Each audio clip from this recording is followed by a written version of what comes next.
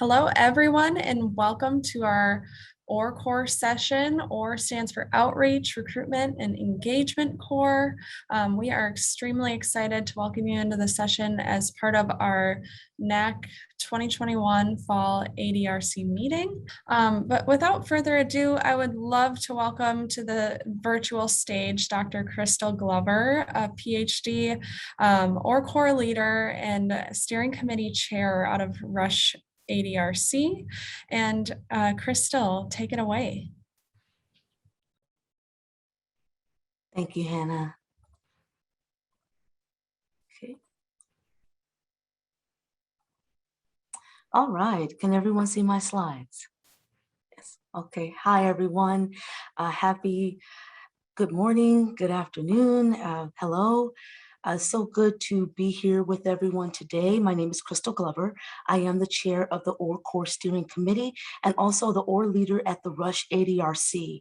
I'm so sad that we cannot be here together today in person. We can all be among one another, but safety first, and I truly understand. And here's to hoping that next year we are together. So before formally kicking off the NIA updates from Dr. Cerise Elliott and the wonderful speakers and sessions that we have for you today, I'm going to give a few opening remarks about the OR Steering Committee, our bylaws, next steps, and things that we've been doing over the past year. So before I fully get started, I would love to thank and acknowledge all of the diverse community members that take part in OR core activities across the United States, take part in research and every other activity hosted by our ADRCs. Without them, there would be no OR core, and I truly thank them.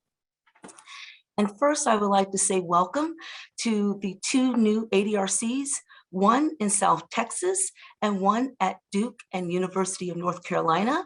So we have three new OR core leaders, so welcome. So we have Dr. Carol White at the South Texas ADRC and Drs. Andrea Bazoka and Kathleen Welch-Bomer at the Duke UNC ADRC. Welcome, I look forward to working with y'all in the future, and here's to an upcoming year. Also, thank you to Drs. Elliott, Silverberg, and of course, Grayson for all of their continued support and work with the ADRCs to expand our network, our reach, and really focusing in OR core efforts, both at each center, but also nationally across. And thank you to Hannah for all of her assistance over the past year, especially leading up to today's meeting. Thank you. So our OR core steering committee consists of 5 of us here, 3 current that will be ongoing, and that's myself as chair. We have Corinne Pettigrew, who is the secretary, and Laura Baker out of Wake Forest. So we are current and ongoing. But of course, we also have current and outgoing. So we have Allison, Doreen, and Scott. Allison has been a wonderful immediate past chair, really mentoring me around the chair responsibilities and thinking through programming as well as next steps. So I thank her for that. Doreen and Scott have been wonderful with envisioning the future of the OR core steering committee, as well as the institutional knowledge of OR core's past. So thank them for their service. But just like we have people rotating off, we have several or a couple incoming members. So we have 2 newly elected OR core steering committee members, Sophia Wang out of the Indiana ADRC and Emily Largent out of the Penn ADRC.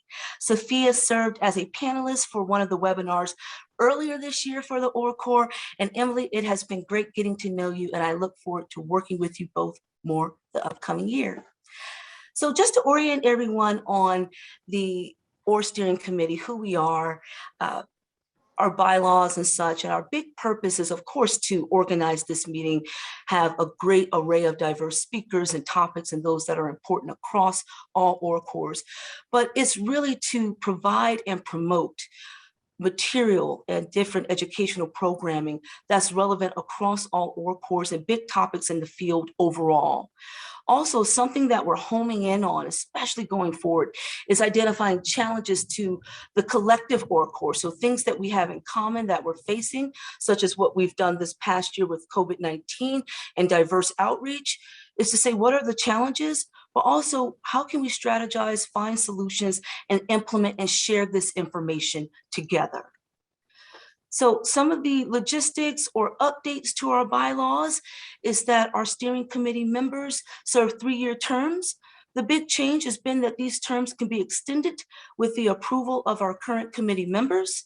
Also, the committee chair, so myself at this point, serves for 1 year. And also the big update is that this term may be extended as needed per majority vote. And then once this service is complete, the chair's service is complete, that person will serve as an immediate past chair. So something big that's happening. Typically we have our full or steering committee meeting about a month after this one here, the big meeting, and that's upcoming around November, TBD, and we will vote on the FY22 chair. So we will be announcing that soon. But over the past year, we've had several great programs. We kicked off right after last year's Fall ADRC meeting, and we had Dr. Cerise Elliott speak about what makes a strong OR core, and we had OR core leaders who are experts in this. Dorothy Edwards, Jason Karlowich, Jennifer Lingler, Allison Lendauer, all provided strategies, advice, ways to address challenges, and how we are both convergent and divergent across the United States and our different approaches and what we can learn from one another. So please check out the link here for that overall webinar, and these slides will be on the NACC website after this meeting. We also, in the spirit of addressing current challenges and how to meet those challenges, we had a set of panels focused on COVID-19 and diverse communities. And it really served two purposes. One being OR core activities during COVID. So how did we pivot as a group? What did we do new? What are the strategies? But also, how do we meet community needs during the COVID-19 pandemic? So really research and service. And you can see for the January panel, we had Jason Flatt, who is here today, who is a speaker, as well as in the March, we had Ethan Cicero, who is also a speaker here. So welcome back and thank you for all that you do. So something that is upcoming and something I think that the OR steering committee as a whole feels very strongly about is showcasing the perspectives, the voices of community members, partners, ambassadors that are in relationship with the ADRCs and their OR cores, really looking to hear how is it for them to work with us? How can we learn from them? How can we create and share strategies that not only establish our work together, but then further or emphasize our work together and really speak about how ADRCs can really ground their work with community ambassadors or grow their work. So grounding and growing through these perspectives of community members and partners. So really look forward to that in the upcoming year in programming. So for today, we have a packed but wonderful schedule here. So please settle in, listen in, ask questions. I'll moderate those sessions and really enjoy what we have here today, our great panelists and keynote speakers. First up, immediately following me, we have Dr. Cerise Elliott of NIA, who will give updates, especially those relevant to the OR core. And following that, we will have Dr. Josh Grill on behalf of the CARE study and Dr. Van Park. And so please stay tuned for that. And thank you, and please ask those questions.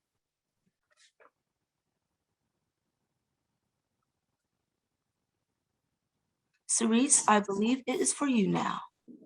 Thanks, Crystal. Thanks, Crystal, for all of her leadership the past year. And also thank you to all of the steering committee members and people who volunteer to be elected on steering committees. And welcome to the new individuals, and we look forward to what you have planned in 2022.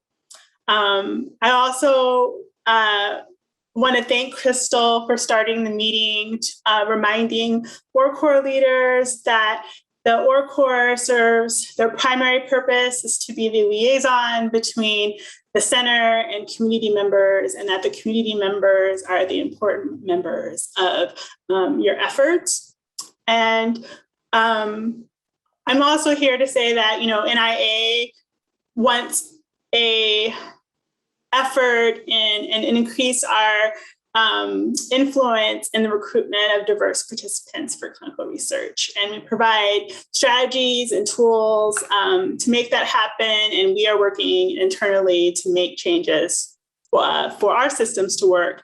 But we're also looking towards the ORCORs to transition the local successes that you've had to a national effort, take all that expertise and for your knowledge, skills, and abilities, and really transform the way that we engage community members across the nation.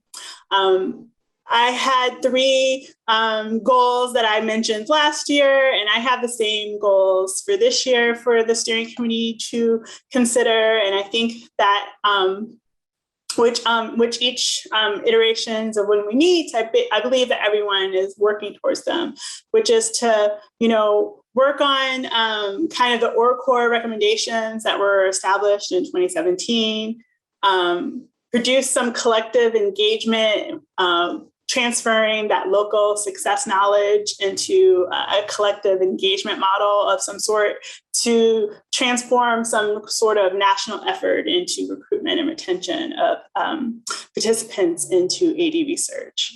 Another thing that happens when all of the great successes that the outreach, recruitment, and engagement course have had is that there are increased for requests of your knowledge and skills and abilities. And, each outreach, it's hard to singularly provide guidance for recruitment and retention to each potential study that's out there. But it's really important that the steering committee works with everyone to find ways in which we can have this data transfer of the ORCOR leaders' knowledge, skills, and abilities to other studies across the network. So thanks, and I look forward to all of the talks. Thanks. Thank you so much, Cerise. First up, our keynote speaker is Dr. Josh Grill on behalf of the CARE study with Dr. Van Park as the principal investigator, really focused on Asian American and Pacific Islander communities. So this will be great. Thank you, Josh. Please take it away. Okay, thank you, Crystal. I'm going to start by trying to share my slides.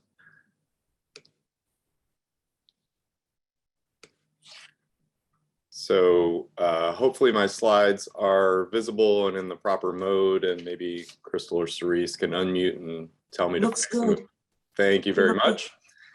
So let me begin by also welcoming the new centers to the system. I think it's fantastic to see an expansion of the center number and the growth with new members. Also want to welcome the new ORE core leaders who might have joined us over the last year or two. I, for one, am very much looking forward to a time when we can meet in person again, and look forward to meeting the new ORE core leaders. I think that this group is a wonderful community in its own right, one that I've always really valued being a member of. For those who I haven't met, my name is Josh Grill. I'm the ORE core leader at the University of California at Irvine ADRC. And I've been here for about 6 years. And before that was a ORE core in various named iterations at UCLA's ADRC. So a big part of my identity is to be a member of this group and community, and it's something I really value a great deal. I'm grateful for the opportunity to speak today, but sad that it's me instead of Dr. Van Park. Dr. Park has really done an incredible job leading the effort that I will tell you about today, and all of the credit for the outstanding work that I'll present really goes to her and the other members of the CARE Collaborative Project, and I'm honored to be a member of that community as well, and UC Irvine is honored to be a part of the CARE project. This has been a passionate, fantastic effort by Van and her team.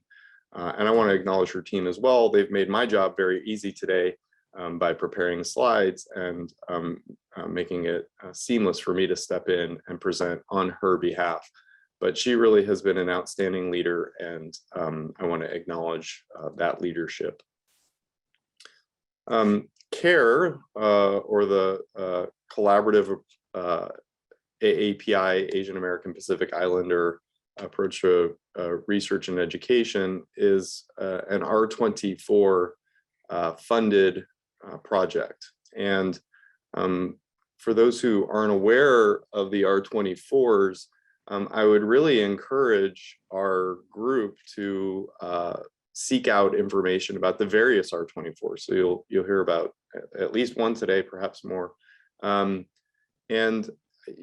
for me, as a person who's interested in recruitment, it's been really exciting to see these projects get funded, exciting to see NIA invest in the topic of diverse recruitment, and both educational and inspirational to see what other groups around the country have proposed as part of their R24 applications. So I think that presentations like this one are really quite valuable for the ORE cores. And in the interim, seeking out information about these initiatives might lend to new ideas for you at your centers and in your ORE cores as well. With that as a backdrop, what I'll try to do in this presentation is give a bit of background of why CARE is so important, give an overview of the CARE registry itself, talk about the wonderful effort that has gone into building and trying to populate the CARE registry, and then close by some novel tools that CARE is implementing and how it hopefully is going to move the needle, has begun moving the needle on increasing representation of Asian Americans and Pacific Islanders in aging research, dementia research, and caregiving research. And I'm certain there'll be time for Q&A. I can see every time someone puts something in the chat, I get a little notification, but I can't see the actual question, so I'm going to wait until the end of the presentation to try to answer. So by way of background, hopefully you all know that Asian Americans are among, if not the fastest growing racial group in the United States. This is important in what we do as well. The number of older Asian Americans and Pacific Islanders will triple in the coming decades. And that's actually going to lead to a doubling in the relative representation of older AAPI in the United States. And so the impact on dementia care, the need for addressing this population is a true imperative, but this population brings unique challenges. They are often lumped together, but of course are highly diverse within the larger community.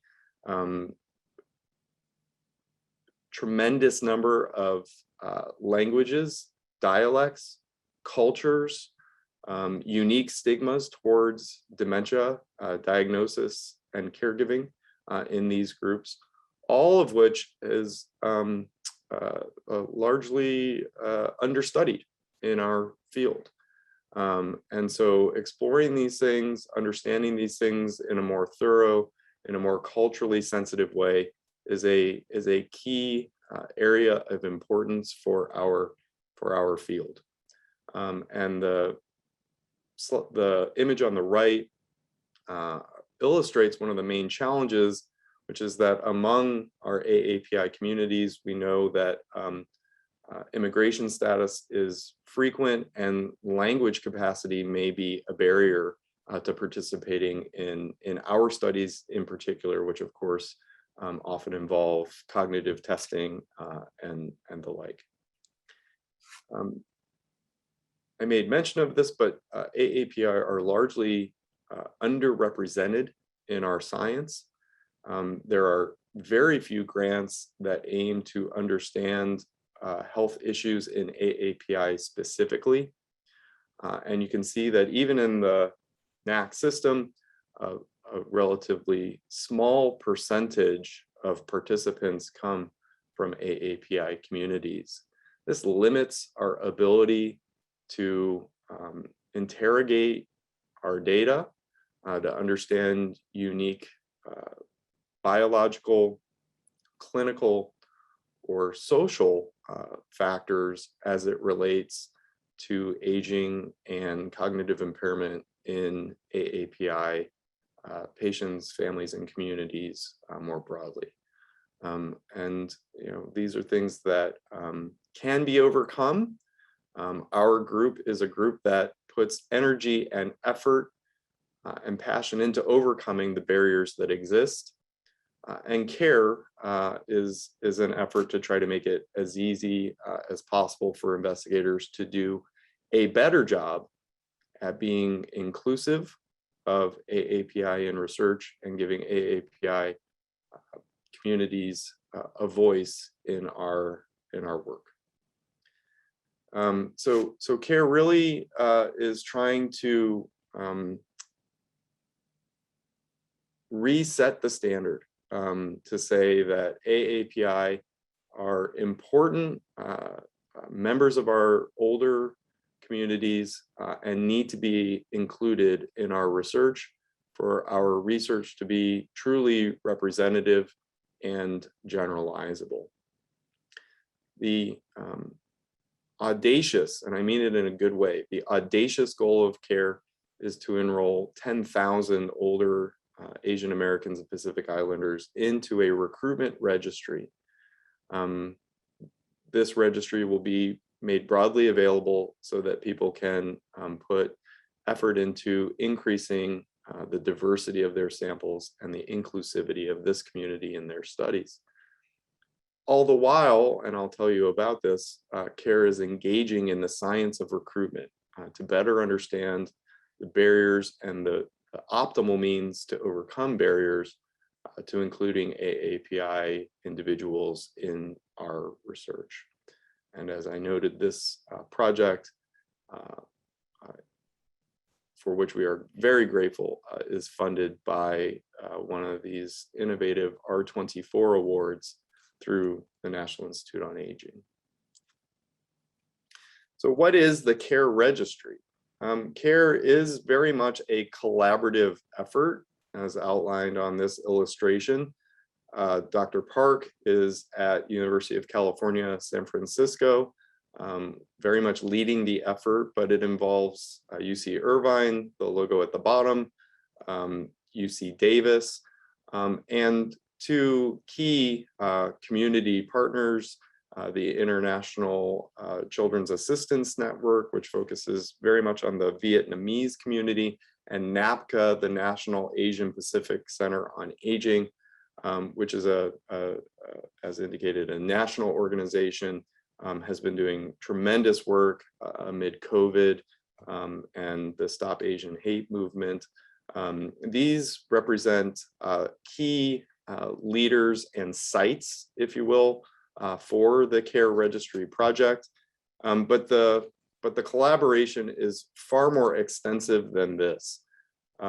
Again, Van did an incredible job of identifying and securing a wide-ranging number of community-based partners, as well as academic partners, who were involved from the very beginning in really the development of the idea of CARE, the writing of the grant to fund the R24, once funded the organization of what we were trying to do, key choices in the data that would be collected in care, the manner in which that data was collected, the wording of the questions, from soup to nuts, involved members of these diverse communities, inclusive of the organizations listed here, as well as participants themselves. So really, the playbook that has been developed in our field and beyond around strong, meaningful collaboration, partnership between communities and academic scientists was exemplified by Dr. Park's efforts to develop the care registry. And these collaborations are very much ongoing. Every step of the way, these partners have been involved, and this work is continuing today. Just last week, there was a community advisory board meeting for care. So very exciting to see the power of community collaboration realized in this care registry. The registry itself is open to all Asian American and Pacific Islander adults. The focus is on older adults, but there was a recognition early on that caregivers can be, of course, much younger, and the goal here is inclusivity. Recruitment registries are, to some extent, a numbers game. We need big numbers to really move the needle at the bottom of the funnel, which ultimately is participation in prospective research. So the goal here is audacious. The goal is to recruit 10,000 AAPI adults. The registry is available in 6 languages: English, Mandarin, Cantonese, Korean, and Vietnamese, as well as Samoan.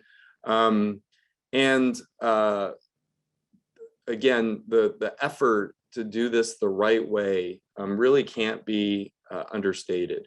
The translation of all the various materials, the registry itself, was a massive undertaking, and to say it took a village would be a fair statement. A lot of people were involved to establish this registry, and to do so in a culturally sensitive, linguistically sensitive way.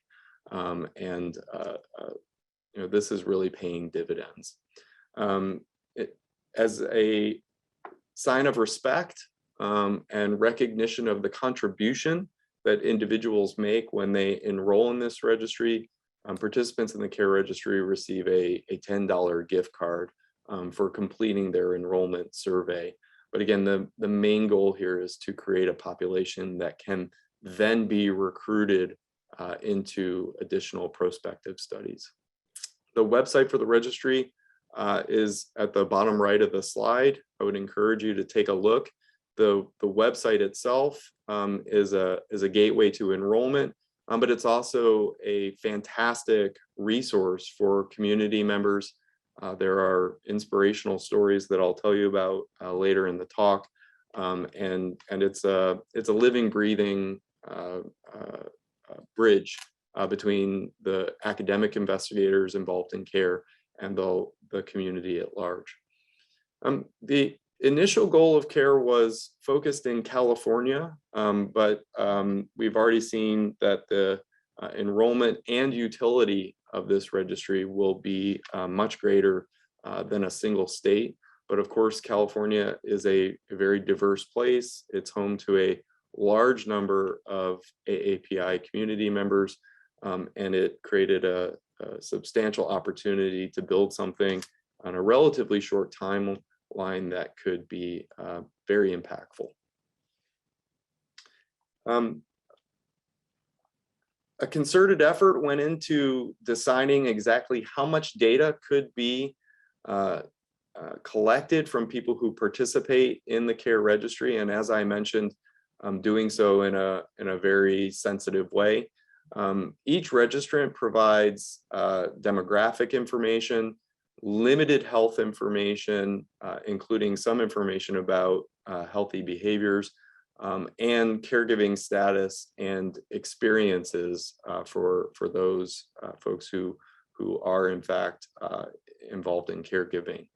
All of this data is self-reported. This is very much a community-based registry.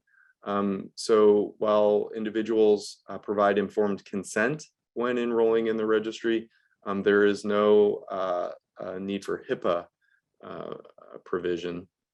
But of course, confidentiality and standard research consents are key and are performed. Again, a real testament to Dr. Park and the partners, Davis, NAPCA, et cetera, amid COVID, amid a time when the way we've always done things was no longer possible, the CARE registry is on track to meet its goal of 10,000 AAPIs with just under 7,000 participants at the last data freeze. And so, you know, for those of you who know me, you know that I'm a person largely focused on clinical trial recruitment. What we would give to have planned enrollment graphs and actual accrual that exceeds our expectations in more of our trials. This is truly, to me, a very impressive figure and a very impressive productivity and progress already in achieving this recruitment goal of AAPI. The great majority of participants in CARE so far were born outside of the US. And as I alluded to, you can see that the great majority are also currently residing in California. Just over 10% are caregivers, but given the size of the registry already, this is a meaningful opportunity to ask novel questions about caregiving in these communities. On the bottom left, you can see that Chinese make up the largest, Vietnamese and Chinese make up the largest proportions of registrants in CARE so far, but that there is excellent diversity of the various AAPI communities represented to this point in CARE. About a third of participants are over the age of 60, so achieving the goal of a modestly older population who would be quite viable candidates for aging, dementia, cognitive research of the type that we all conduct. Like most registries that I'm aware of, the majority of participants are female. Recruiting men into registries and to some extent into all of our studies is actually a new challenge, one that the field may have to grapple with.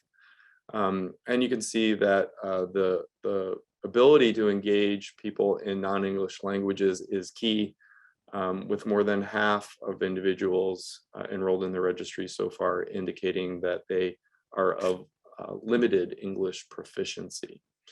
And again, not unlike some other registries, a relatively smaller, but again, meaningful number of participants who self-report having memory or cognitive disorders.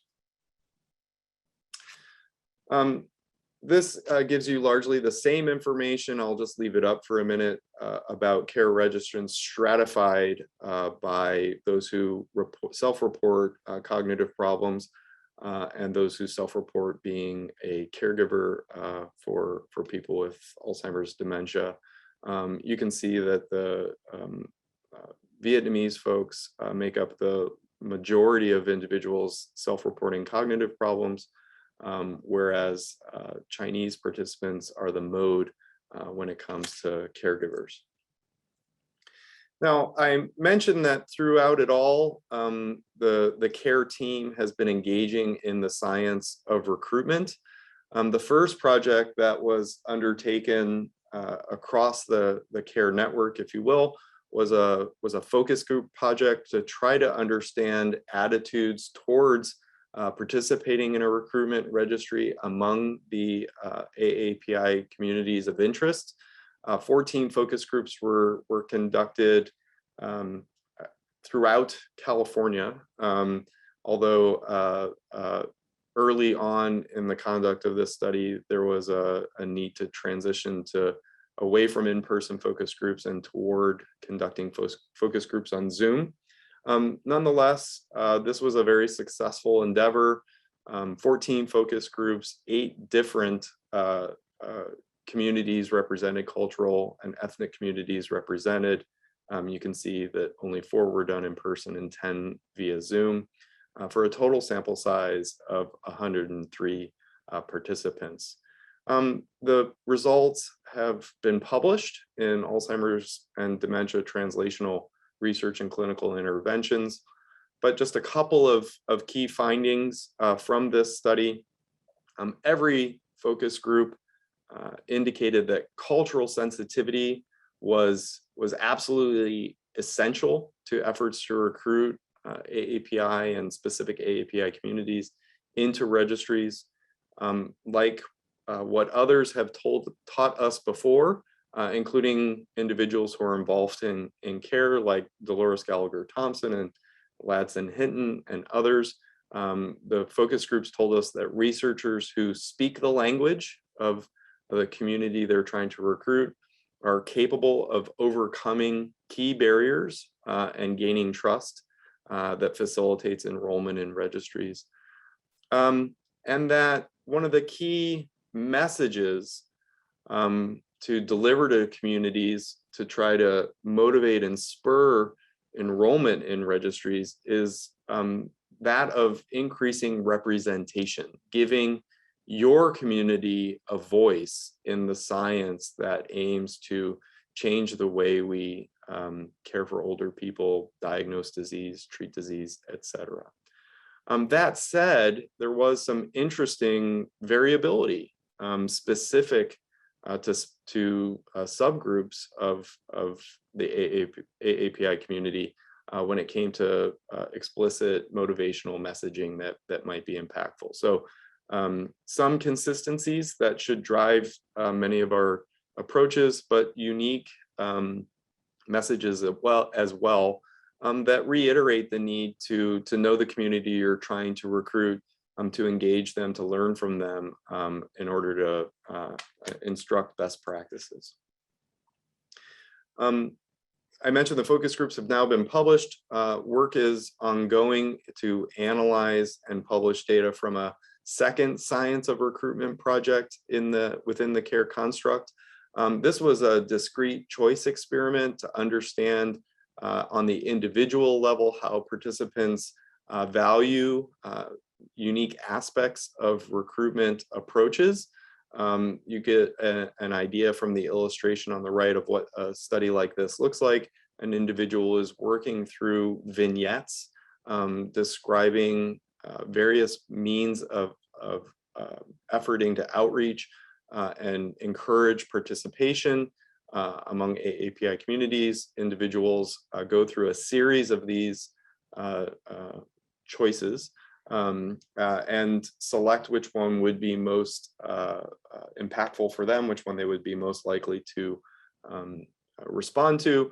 And then once the data is all collected, you have the opportunity to analyze and assess the relative utility of the various types of interventions, modalities, stakeholders, et cetera, who were examined in the discrete choices. And so this work is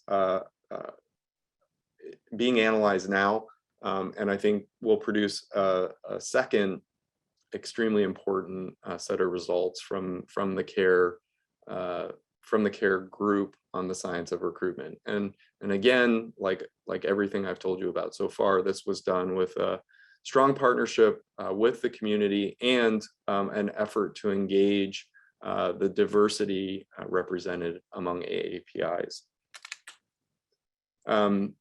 This is just a second slide on that same discrete choice experiment to give you a sense of the types of things that were examined as it relates to who the individual or the advocate is trying to recruit, what the why, what the message is for trying to get people to enroll into a registry, and the how, the modality with which people were being reached. So I think this will be particularly valuable for ADRCs as they think about increasing their reach to AAPI communities and understanding how to best utilize the available resources.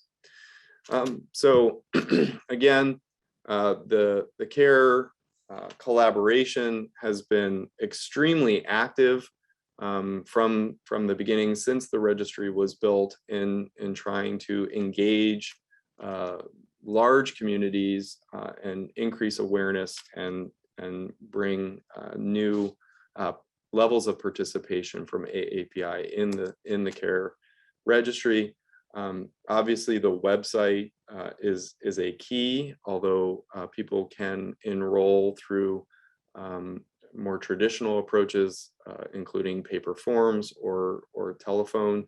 And obviously, this is happening at a large number of locations, including the academic sites that are participating, but also that large and wonderful list of community partner organizations involved in CARE. Again, I mentioned earlier, the website has a variety of really valuable resources, information, inspiration for community members who find their way to the registry. And clearly the hope is that this information will spur people to choose to enroll and improve their attitudes towards research, so that when they're ultimately invited to do a survey or consider participating in a study, they're more likely to say yes. Some of the partners of CARE in particular brought very unique media expertise, and Van and her team have produced a large variety of very compelling, enduring materials to facilitate recruitment. This includes a series of videos that, again, great effort went into creating and ensuring consistent cultural sensitivity, applicability across the various communities that are being recruited into the CARE registry. Really outstanding videos, highly engaging and very compelling. As you can imagine, there are a library of flyers and other materials that the various community organizations and academic partners have been utilizing to get the word out about CARE as leave behinds in community outreach, and otherwise efforts to get increase awareness of the CARE registry. And again, Van and the team have done an outstanding job of not just engaging communities in an effort to get them into CARE, but then keeping people engaged once they are enrolled in the CARE registry. And this includes things like regular newsletters, again, available in multiple languages, highlighting key advocates, members of the community, et cetera, to never stop communicating the importance of partnership between those communities and the academic investigators. One of the things that actually was identified during the focus group study was the potential value of stories, stories of members in the community, stories of caregivers, demystifying the experience of being a caregiver or participating in research or enrolling in a registry. And on the CARE website, there's a section telling these stories, providing audio and video illustration of real people who've lived the experience of being a caregiver.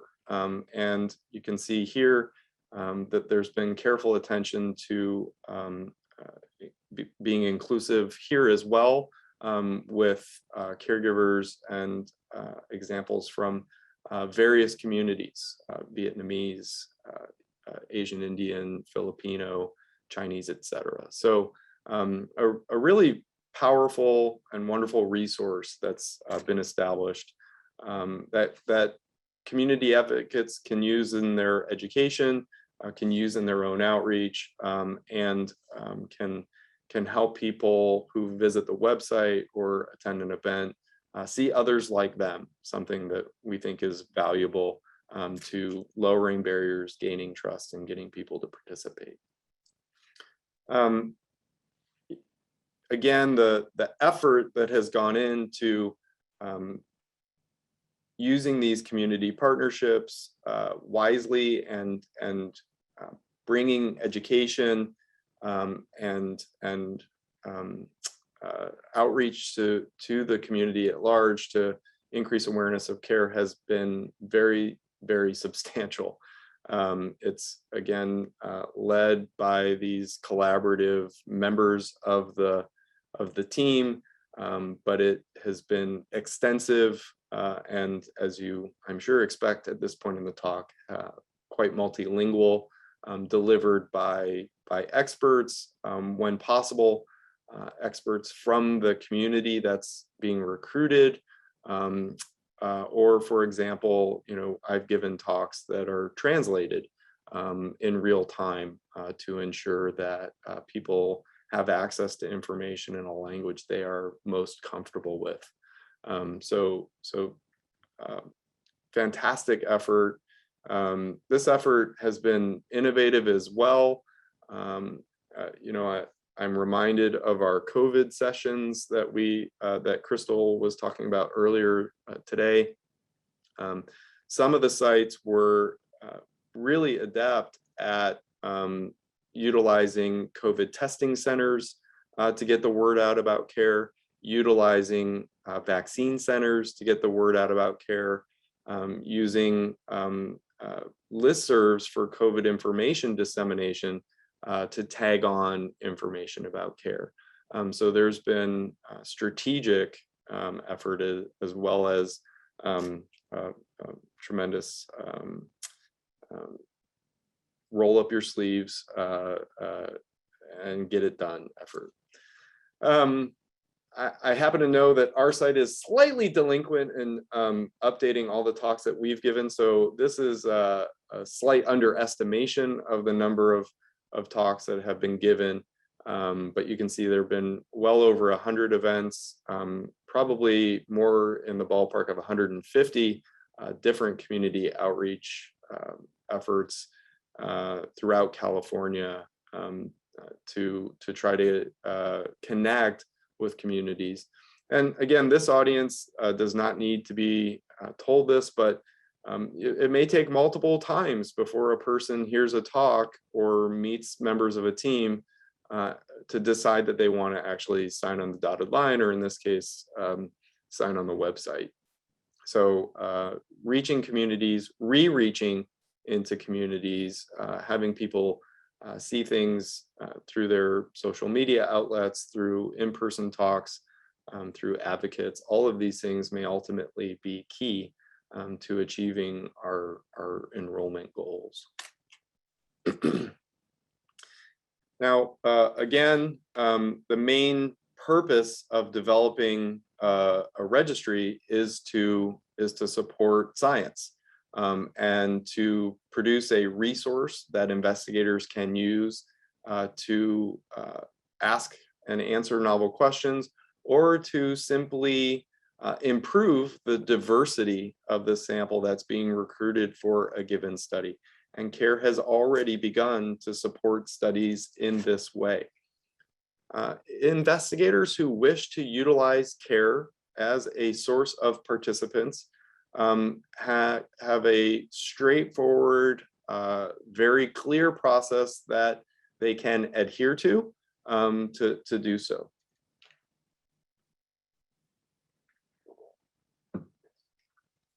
forgive me. That process begins by submitting a care referral request form to Van and her team.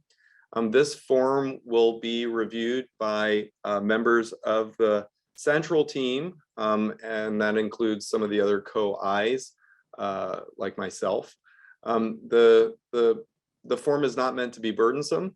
It helps investigators, we believe, formalize their approach to recruiting from care, if that's something they wish to do. It gives care investigators an opportunity to examine the feasibility of the request, the match with what care is doing, and to make sure some minimal requirements like IRB approval are achieved for every single study that's recruiting from care. The investigator has the opportunity to request a consultation, or care investigators may request a consultation upon reviewing this form from investigators. The goal is to ultimately make sure that each request is an appropriate match and one that can be fulfilled. And if that is achieved, which generally it is, then ultimately what happens is that investigators will receive information about care registrants who they can then try to recruit to their study. Now, the final box in this flowchart is a key one, which is that investigators recruiting from care will have specific responsibilities and expectations placed upon them. And this really comes down to the goal of care investigators to understand if this tool is moving the needle, if people are successfully recruiting the individuals who are referred to them through the care registry, and to understand the long-term impact that this new tool has on the goal of inclusivity, increased diversity, and better representation of scientific studies that are utilizing it. So there's a link here, and I know that we've heard throughout the day that the sessions are being recorded and will be made available, and we can put things in the chat as well for the link for investigators who wish to inquire about receiving care registry referrals. Otherwise, this slide kind of largely reiterates what I just outlined in the flow chart, that the team may request a consultation with you, or you might request a consultation with the team. One thing I will say here is that the R24 is a fantastic opportunity to build this tool, but Van and the care team must think about sustainability as well. And most registries ultimately end up moving toward fee-for-service models. And I think the best case scenario in this regard is that investigators are reaching out not when they simply wish to recruit from care, but when they're thinking about a grant that they want to submit, in which Asian Americans and Pacific Islanders would make up a component of the scientific question under study, or a key understanding of the need to include AAPI in the study, and then build into that grant appropriate resources for care to facilitate recruitment, and for the grant to facilitate the sustainability of care. So I would certainly encourage colleagues around the country who are thinking about doing science inclusive of AAPI to reach out to Dr. Park and her colleagues to talk about collaborations and writing care into budgets to make sure that those studies are going to succeed in their inclusivity. So far, you can see that CARE has been active already with 26 different requests for recruitment from the registry. You can see that most of those have been in California, but certainly not all of them have been in California. Right now, I would say that if you're trying to recruit to an in-person study, you are most likely to be successful using CARE if you're in California, because as I told you earlier, the vast majority of participants are residing in this state. But it's easy to imagine studies that don't require in-person participation, inclusive of online surveys, paper surveys. But of course now, we've even this morning heard about the value of even doing cognitive testing through remote channels. And it's easy to imagine interview studies, focus groups, and other important types of endeavors that could benefit from recruiting through CARE. So I think CARE is off to an outstanding start. You can see that the mission of supporting dementia research, caregiving research, and aging research more broadly is all being included to this point already. And you can also see that about half of the studies that have aimed to recruit from CARE have had specific subgroups of Asian American Pacific Islanders that they wanted to recruit, whereas others have simply been focused on AAPI as a larger community. So again, a variety of ways in which this resource could be valuable to your studies.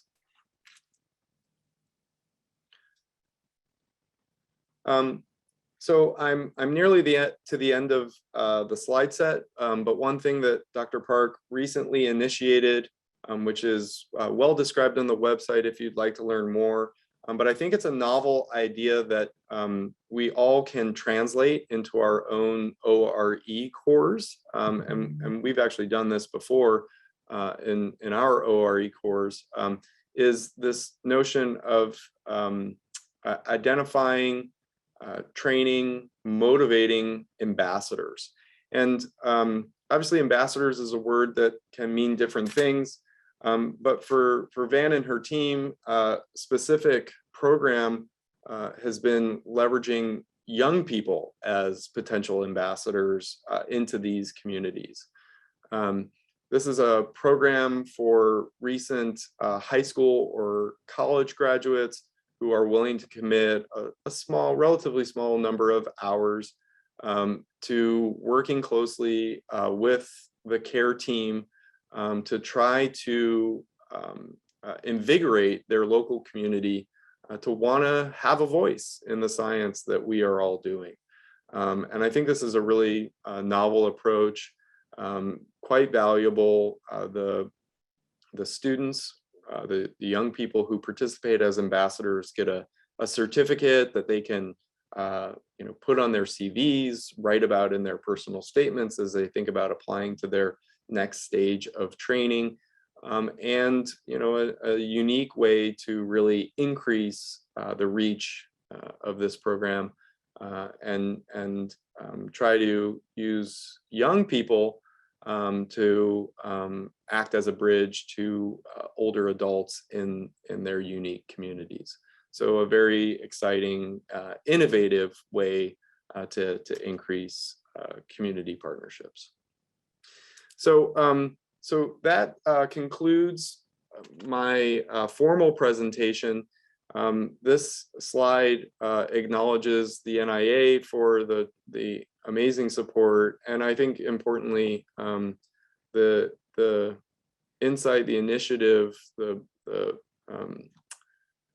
courage to start the R24 program. And again, I encourage everyone to look at all the grants funded through the R24 program. There's some very innovative and novel ideas that we can all learn from. CARE is a fantastic collaboration. I know I've said it a lot. I have not done justice to the amount of work and passion that Van Park has put into this project. I can't say it enough. Wayne Meyer, Dolores Gallagher Thompson, Ladson Hinton, Others from academic institutions have been fantastic partners and really a joy to work with. The members of the community organizations, Quinn Vong, June Bang, folks down here in Southern California from the Somang Society, South Coast Cultural Chinese Association, these stakeholders truly have an equal voice in this initiative. And I think it's safe to say that the success that's been had so far would not have been possible without the remarkable commitment by community partners and the absolute unwillingness to not succeed in this effort. There are some amazing people who have worked very closely with Van and her team and all of us to try to make a difference and give AAPI communities a greater voice in the science that we're doing. So I want to, well, that's okay. My PowerPoint quit. There was another slide with Van's contact information, and I'll see if I can quickly bring it up just to present it as a conclusion. PowerPoint And then also, Josh, okay. Because they also, Josh, Hannah can put it in the chat box. Well, if it's okay, I'll just show it real quick. Great. You guys see that? No. Oh, okay. There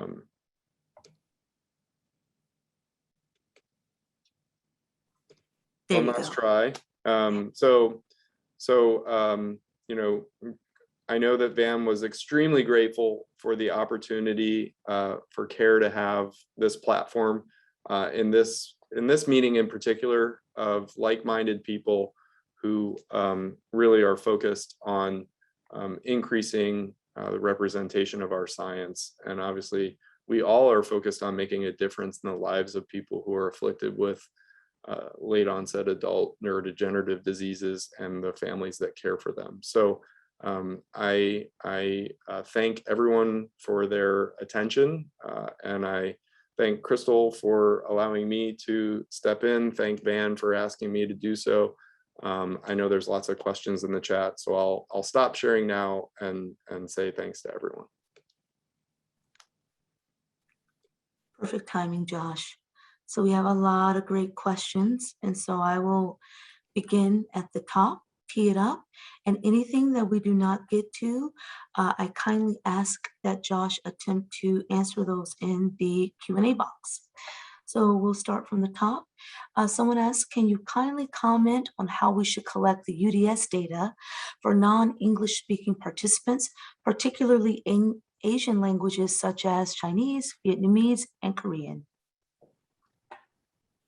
Yeah, that's a big important question. And I'm not a neuropsychologist. I see some brilliant ones on my screen. And I think that, you know, this is something we struggle with quite a bit.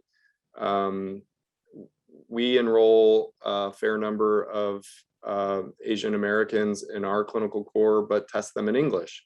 And I think that there's some science that can and should be done around this. There's some science that has been done around this, of course, but we're always thinking about novel ways we can try to address this.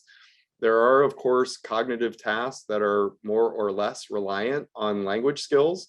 And I think that presents huge opportunities to better elucidate just how great a challenge this is and what biases we are at risk for when we enroll people for whom English is a second language and force them to do testing in that second language. I think it's a real problem. I think it's one that we should all work to address. And I'm not sure I have the perfect right answer yet. Thank you, Josh.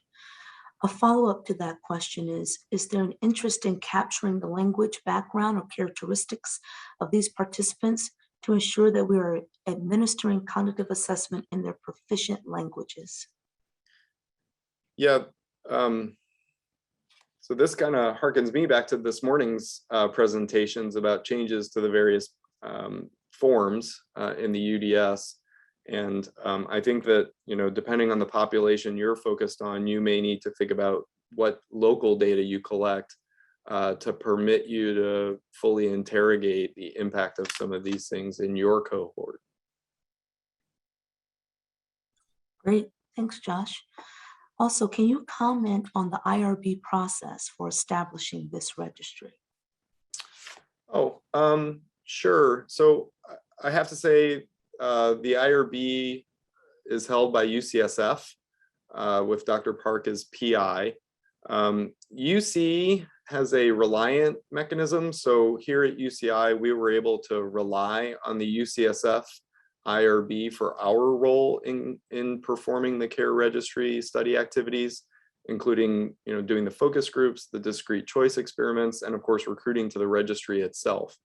Some IRBs I know have unique pathways for registry approval because it is deemed typically as a lower risk endeavor compared to a prospective research study.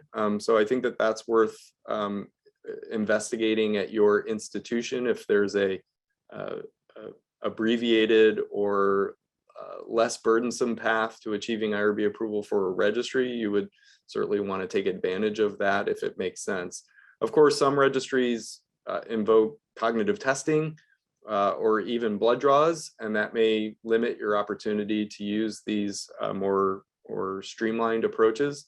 It just depends on what the design of your registry is going to look like. But as far as I recall or can appreciate, achieving IRB approval for the care registry was straightforward, and we all know what that means when it comes to getting IRB approval.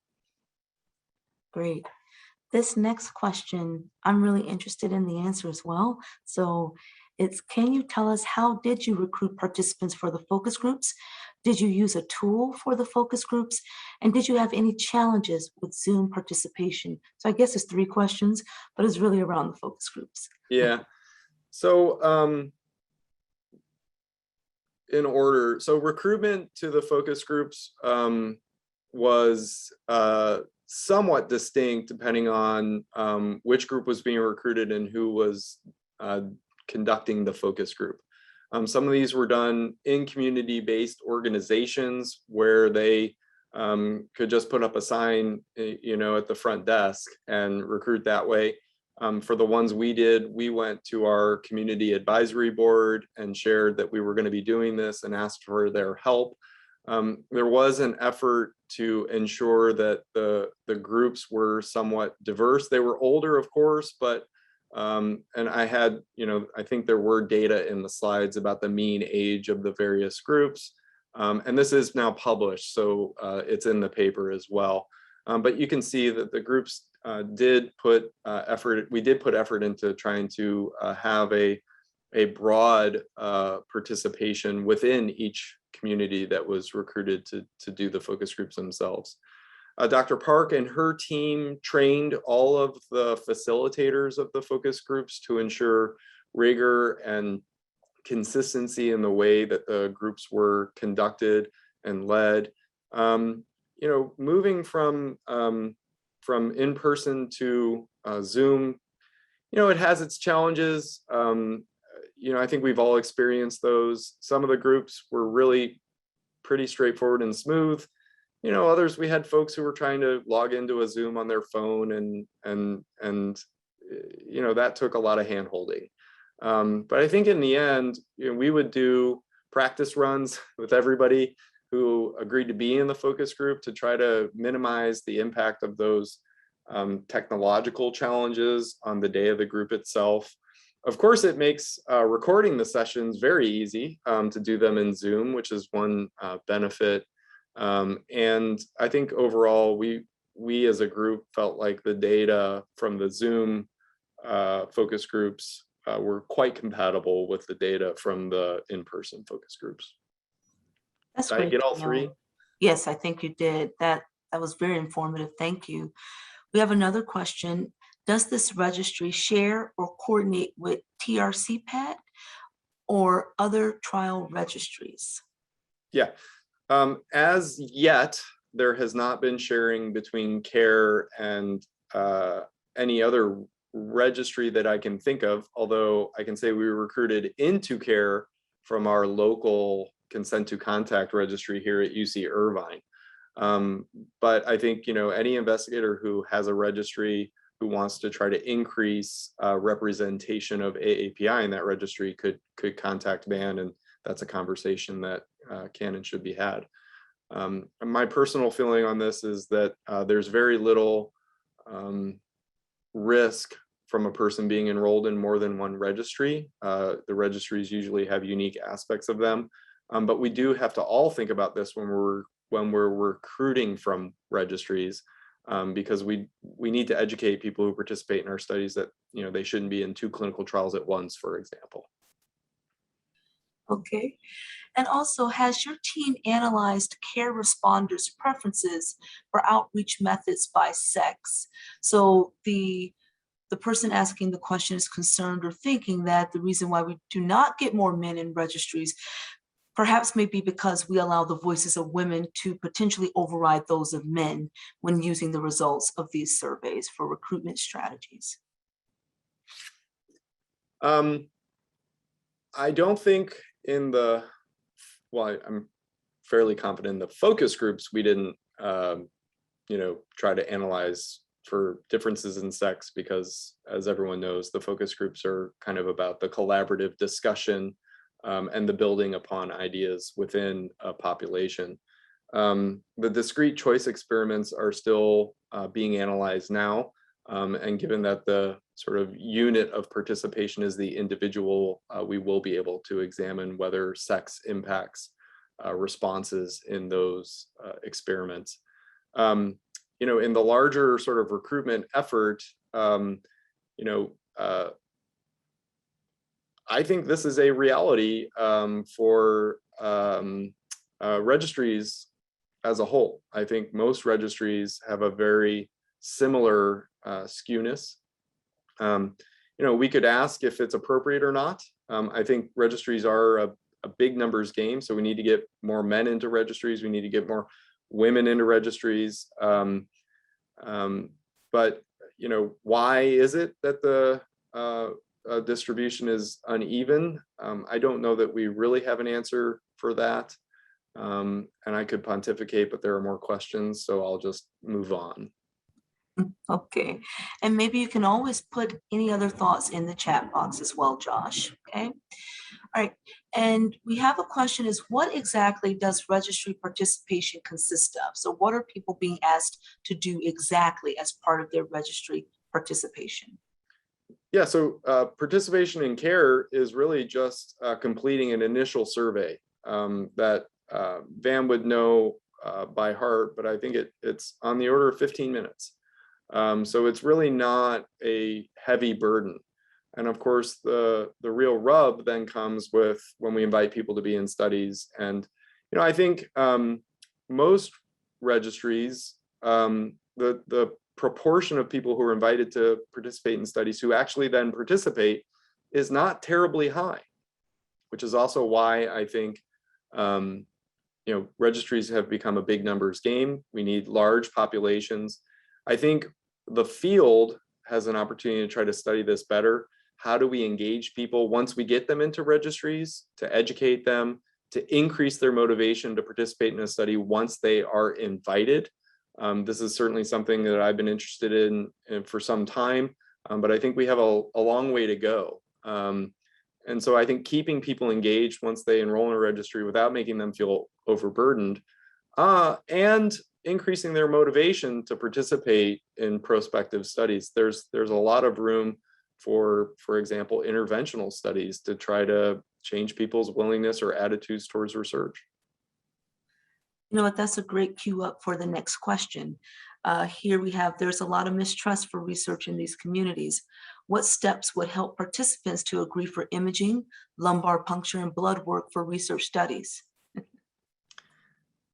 Yeah, so, I think CARE is a good example of a first step. Really partnering with the community, having researchers who are from the communities you're trying to recruit, doing things in a culturally and linguistic sensitive, appropriate way. That's a first step. It's certainly not a last step. And how do we increase people's willingness? A lot of groups have been trying to study this. I can think of some studies from WashU about attitudes towards biomarker testing. We did a study a year or two ago about how we frame the risk information around lumbar puncture, and showed that that actually could change people's willingness to undergo that procedure. And education on its own moved the needle in the first place. So I think that how do we best talk about these issues? When do we talk about these issues? For a long time, I've been a part of ADRCs where people say, we don't ask about autopsy in the first year. We wait and we gain trust and we have that conversation later. And, maybe that's an appropriate approach. I don't know that we've tested that approach per se. And, the same could be said around lumbar puncture, PET scans, MRIs, and the like. So I think there is good work happening, and there's still room to grow and increase our efficiency and specific strategies in this regard. Great. I think we have time for one last question, and that would be, are subjects consented for genetic studies? Not so. In care, there's no explicit questions about genetic testing, and there's no blood draw or saliva collection as part of enrolling in care. You're just agreeing to be in the registry and to be contacted for studies, and that's a fairly non-specific indication. So no, not at first enrollment. Thanks, Josh. And thank you for a great presentation. Thank you everyone for asking questions. Also, Josh, please take a look at the Q&A and see if you can answer any of those questions afterward. So I think we will move on now, thank you, Josh, to our keynote panel. And so we have Dr. Jason Flatt, Dr. Ethan Cicero, and Dr. Whitney Wharton. And they will be speaking about understanding and addressing the unique challenges of aging among LGBTQIA and sexual and gender minority communities. So I'm very excited about this work. I've worked closely with them in the past. So please take it away in the order in which you would like. Thank you all. Thank you so much for that introduction, Dr. Glover. We'll get started. Let me get this going. How's the view? Are you seeing? I see your next slide. So we would need that presenter. There we go. Yeah. Well, There you go. Thanks so much for having us today. And you're going to be learning from myself, Dr. Cicero, and Dr. Wharton about some of the unique work that we're doing focused on sexual and gender minorities, and specifically its relevance for Alzheimer's disease and related dementias. So I wanted to start off getting us all on the same page in terms of terminology. So you're going to be hearing terms that refer to both sexual minorities and gender minorities. And it's important to know that community members could be one or they can be both. And so sexual minorities, this refers to people who self-identify as an identity other than heterosexual. So it could include people who identify as bisexual, gay, lesbian, queer, or use a different term, but they don't identify as heterosexual. And then also gender minorities. This represents individuals who may self-identify as transgender or non-binary, or they may use another term, but basically their gender identity or expression doesn't align with sort of social and cultural expectations of sex that was assigned to them at birth. You'll also hear the term cisgender, and so this refers to people whose gender identity aligns with the sex that was assigned to them at birth. It's important in aging research as well that we collect this information and think about doing it over the lifespan. It's known that these identities are not static, and given some of the historical and kind of oppression that the community has faced, more and more community members are feeling more comfortable with disclosing their identity. But much like what was referred to in the last project by Josh with the CARE study, right? It's really important that we think about building trust. And also many people are concerned that collecting sexual orientation and gender identity, or SOGI, might offend people. But I believe it's important to realize that you will not be offending sexual and gender minorities if you ask those questions. Building on this a little further, I wanted to highlight again that identities fall under a spectrum. So many times we tend to think of identity as being more binary, like male and female. But what I'm showing here is that gender identity expression, as well even as sex assigned at birth, do not fall truly on a binary, right? We can especially see even for intersex people who are born with differences in their sex characteristics, their hormones or genetics, and how those develop over the lifespan, do not fall into a traditional binary model. You'll also be hearing from Dr. Cicero, who is going to be sharing more about gender minorities. And I wanted to show here sort of just the diversity in terms or identities that people may use to represent themselves. So why should we be thinking about sexual and gender minorities, and specifically emphasizing why this would be a health disparities community? So what we know historically for the community is that they have faced major challenges in terms of oppression and a lack of equal rights and protections around things like housing, jobs, and even care in late life. And so one of the hallmarks of why we celebrate Pride in June has to do with two gender diverse women in New York in the 1969. This was a time when many of our community was oppressed, constantly LGBTQ spaces were raided by the police, as well as this community faced really devastating brutality in terms of the harms to the community. It was in the early hours of June 28th that the community finally fought back and stood up against the police. In terms of raiding spaces, this led to days of rioting, and now why we celebrate Pride in June.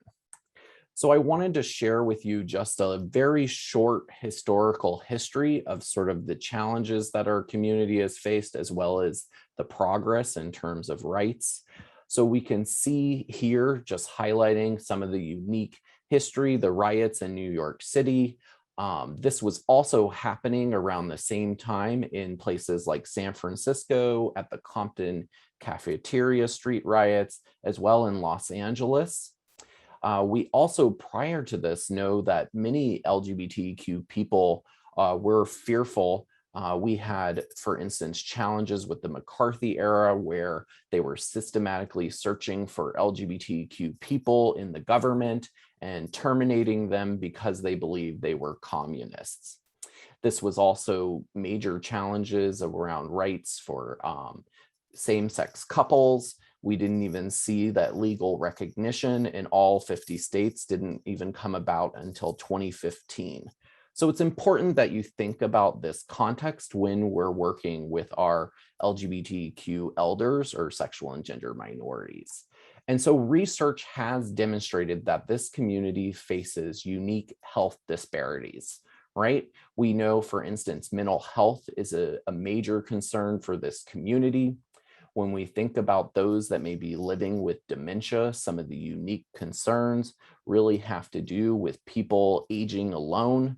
So they're twice as likely to be single as they get older compared to their heterosexual cisgender peers. Many of them, right, live in poverty. So we know that Alzheimer's disease is one of the most expensive diseases, And so this is a huge challenge for our SGM older adults, as well as we know there are both historical and current barriers to accessing care. So many LGBTQ elders grew up in a time where their identity, even currently, is considered a mental health disorder. So this is part of the reason why there may be reluctance to seek out care. And when we think about successful aging, I want to emphasize some of the unique concerns that we see. So some of the key pieces for SGM older adults focuses on, right, economic security is important for successful aging, as well as having social connections and the opportunity to sustain and promote your health and well-being. Well, these are unique challenges for LGBTQ elders, and it's why we need more research and data collection. So I'm going to quickly just shift into highlighting some of the work that's related to dementia for the community. So one of the first that I wanted to share with you is our recent work that we focused on looking at subjective cognitive decline, or self-reported problems with memory or thinking that has been getting worse over the past year. So what we found using the behavioral risk factor surveillance system conducted by the CDC, it's administered, it's optional in terms of collecting both the subjective cognitive decline and the sexual orientation and gender identity. But when we pulled across 25 states and looked at subjective cognitive decline, we found that SGM older adults were more likely to report these problems with their memory and thinking that was getting worse in the past year compared to non-SGM older people. We also saw that their health challenges were more likely to impact their daily lives. So they were saying that subjective cognitive decline was requiring them to give up their day-to-day activities, as well as 1 in 3 said that it was interfering with their daily life and their ability to do activities outside the home, work, or volunteer. The other piece that we found that was a major concern is that more than half of them did not talk to their healthcare providers about their memory concerns. So this is a unique opportunity for healthcare providers to think about meeting the needs of this community, and specifically for those with memory challenges, considering screenings. When we look at some of the unique concerns for this community by identity, I wanted to point out some of the groups that are more likely to report this subjective cognitive decline. So we saw that nearly 17% of lesbian cisgender females reported subjective cognitive decline, as well as bisexuals, those who identified their sexual orientation as another identity. And then we also saw it for transgender individuals of all sexual orientations. As you look at this, you can see that the concerns were not as high for gay cisgender men, as well as heterosexuals. It was about 1 in 10. I'll now move into a study that I've been doing as part of my career development award to look at the epidemiology of Alzheimer's disease and sexual minority people. What this data set I've been using is from Northern California, Kaiser Permanente. And what's unique about this is back in 2007, they asked about sexual orientation. So we have over 4,300 sexual minority adults in the sample. And then we were able to pull dementia diagnoses as well as risk and protective factors that were from their baseline survey and the electronic medical record data. So in terms of what we're finding, so we did take into account the longitudinal nature of the data, and also I account for gaps in healthcare coverage and mortality. So the demographics, what we're finding are sexual minorities are younger on average compared to their heterosexual counterparts, about 2 years younger. We also found that they're more likely to report higher education. So many more had a college degree, as well as they're more likely to report that they've never been married and that they live alone. In terms of dementia prevalence, we did not find that it was higher for sexual minorities, but what we did find was that age of diagnosis, we saw that sexual minorities were diagnosed with dementia about 1 year earlier. When we take into account the longitudinal nature of the data, as well as we looked at differences by sex, and what we found was that there were higher rates for sexual minority females. They had a 23% increase in risk based on a follow-up time of an average of about 7 years. And so this is highlighting for us that there may be some concerns around dementia risk for sexual minority females. In terms of what is the other research showing? So I thought what would be really important is to show you what are we finding from the National Alzheimer's Coordinating Center's data. Well, one of my colleagues, Jaime Perales-Puchalt, actually utilized this data to look at among same-sex relationships that were reported in the data. Unfortunately, we do not have information right now on sexual orientation and gender identity. But what we found were trends in higher rates of MCI and dementia, but they were not statistically significant from older adults in opposite sex relationships. But again, there is a concern, and we're not actually able to quantify the needs of people who do not have a partner. And as you saw nationally, right, we see a much lower rate of people being married or having a partner. So this is something that I think that the Alzheimer's Coordinating Center should consider in the future work. In other national studies, what we're finding, this is from the National Social Life Health and Aging Project. They found that older LGB adults were 2 times higher odds of having MCI or early dementia compared to their heterosexual counterparts. And then looking at the health and retirement study, we saw that the odds of cognitive impairment were 78% higher for same-sex partners compared to different sex partners. So again, similar to the NACC focus, but we are seeing at this national level issues with cognitive impairment for sexual minority people.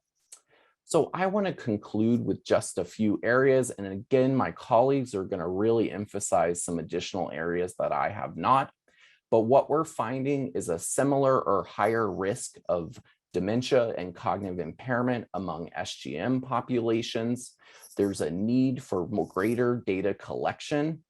We need to also consider early detection and screening for this community, especially those groups that may be experiencing subjective cognitive decline. In a moment, I'm going to share with you, we greatly need researchers to consider collecting sexual orientation and gender identity as their demographic backgrounds. We need tailored interventions for the community, especially for those living with dementia, as we know that support for SGM caregivers is limited. We need to be supporting families of choice and making sure that care plans are developed in a way that are inclusive for all people. And then finally, a way to really bolster this is to support early career scientists and give back.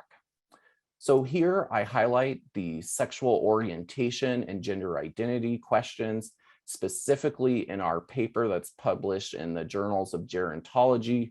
We give this information as well as other recommendations.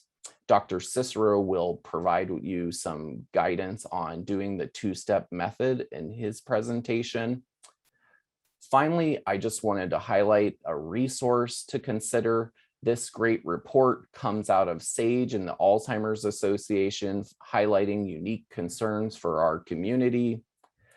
My call to action for you today is if you work with this community, much like you've heard from the CARE study, it's important to give back, include members of the community in your research, as members of your team, right? And really look at the culture and make sure that it's welcoming for all people, but especially sexual and gender minorities. So thank you so much. And I'm going to save questions for the end. Here's my contact information, and I'm going to pass over the mic or the screen to Dr. Cicero. Thank you, Dr. Flatt. So, that was an amazing presentation and a great way to start off this panel. Again, my name is Ethan Cicero, and my pronouns are he, him, they, them, and I'm honored to join my colleagues in delivering this keynote presentation for the ORCOR. I'm an assistant professor from Emory University School of Nursing. My program of research is focused on evaluating the interrelationship between social inequities and the effects of adverse and affirming social conditions on the health and well-being of gender minority adults, with a particular interest in methods used to promote healthy aging and reduce the risk of ADRD among this population. So perspective matters, especially when we talk about SGM or LGBTQ people. Here's what I mean. This map depicts laws and policies that help drive equality for LGBTQ people, with green indicating more protective laws and red representing more harmful laws pertaining to sexual orientation and gender identity, or for all LGBTQ people. However, if we look at the laws and policies pertaining to gender identity or gender minority people only, it's a much different picture. When we think about understanding and addressing the cognitive health of aging SGM communities, it is important to understand the similarities and differences between sexual and gender minority adults, such as their lived experiences, health and health behaviors, social inequities, protective factors, how to accurately and precisely assess these things, and so on, because social and health inequities are not uniformly experienced across SGM groups or even within the gender minority community, which is where I'm going to focus today on gender minority adults. I'm going to discuss some of their health and social position that impact healthy aging, and I'll also highlight some key ADRD related studies. So the gender minority adult population is sizable and growing. It is similar in size to the number of people living in Phoenix, Arizona. So it's not a small population, and that's even a conservative estimate. It's made up of diverse subpopulations such as transgender women, transgender men, and non-binary individuals. We do see generational differences in gender minority adults, with older gender minority adults tend to identify within the gender binary of man-woman, and they may use the word transsexual, not transgender, when describing their gender identity. Whereas younger cohorts are more likely to identify as non-binary, use multiple terms to describe their gender identity, and use terms such as transmasculine and transfeminine, which reflect more fluidity, yet for some still within the gender binary. We also see generational differences in gender identity milestones, such as when someone begins to identify as transgender, when they live as their affirmed gender, and for some, accessing gender affirming medical interventions, such as cross-sex hormones and surgical procedures. These milestones can happen at any time across the lifespan, even later in life, and not every gender minority person desires or can access gender affirming medical interventions. Societal conditions characterized by anti-transgender stigma and prejudice expose gender minority people across the lifespan to high rates of psychosocial stressors, such as mistreatment, interpersonal violence, and discrimination, where they age, live, work, learn, and seek healthcare. In addition to contributing towards poor health outcomes, discrimination targeting gender minority people can limit their educational attainment, employment opportunities, and access to healthcare. Factors known to shape health trajectories, accelerate the aging process, and play a role in cognitive impairment in ADRD and other marginalized populations. Physiological and biological consequences of chronic exposure to oppression and discrimination can cause or exacerbate health problems and chronic health conditions. Gender minority people are underrepresented in ADRD research, and advancements in knowledge is hindered by the lack of measures used to identify gender minority people. For example, most of what we know about older transgender adults is based on data that were collected over a decade ago. and little is known about specific gender minority subgroups like non-binary older adults and transgender men. Relatively little is understood about the epidemiology and risks of ADRD among gender minority adults. However, we know that gender minority adults of all ages experience a greater number of health disparities compared to cisgender adults. Many are risk factors for ADRD and cognitive impairment, including a higher burden of disability, chronic health conditions, and poor mental health. And gender minority adults are disproportionately impacted by modifiable risk factors that account for approximately 40% of dementias worldwide. I'd like to highlight a few relevant studies about gender minority adults, ADRD, and cognitive impairment. This gem of a study is one of the only kind of insights that we have as it relates to dementia. In this study, it was an analysis of 2015 Medicare claims data of over 32 million Medicare beneficiaries. It revealed that when compared to cisgender older adults, gender minority older adults, those 65 and older, had higher rates of dementia, 18% versus 12%, as well as higher rates of diabetes, depression, hyperlipidemia, hypertension, and obesity. And the effects of long-term gender-affirming hormone use is a developing area of research. A recently published study examined cognitive functioning of transgender women from the Netherlands. Trans women were compared to healthy cisgender men and cisgender women controls that were matched on age and education. Study results indicated that there were no adverse cognitive effects of long-term gender-affirming hormone therapy. Researchers also examined cognitive performance and to what extent any group differences were explained by cardiovascular disease and psychological factors. So on the main mental state examination, trans women scored slightly, yet significantly higher than cisgender women, and they found that cardiovascular disease explained this difference. Transgender women scored minimally, yet significantly higher than cisgender men, and they found that depression and alcohol consumption explain this difference. Now, this is a first look into the cognitive health of older transgender women, albeit with limitations. Mainly, it was a cross-sectional study. Assessment and testing procedures were not identical across the groups, and lifestyle and social factors that are known to impact cognitive health were not included. So future studies should address these limitations. And the final two studies I conducted with Drs. Flatt and Wharton, and we also presented at AAIC 21.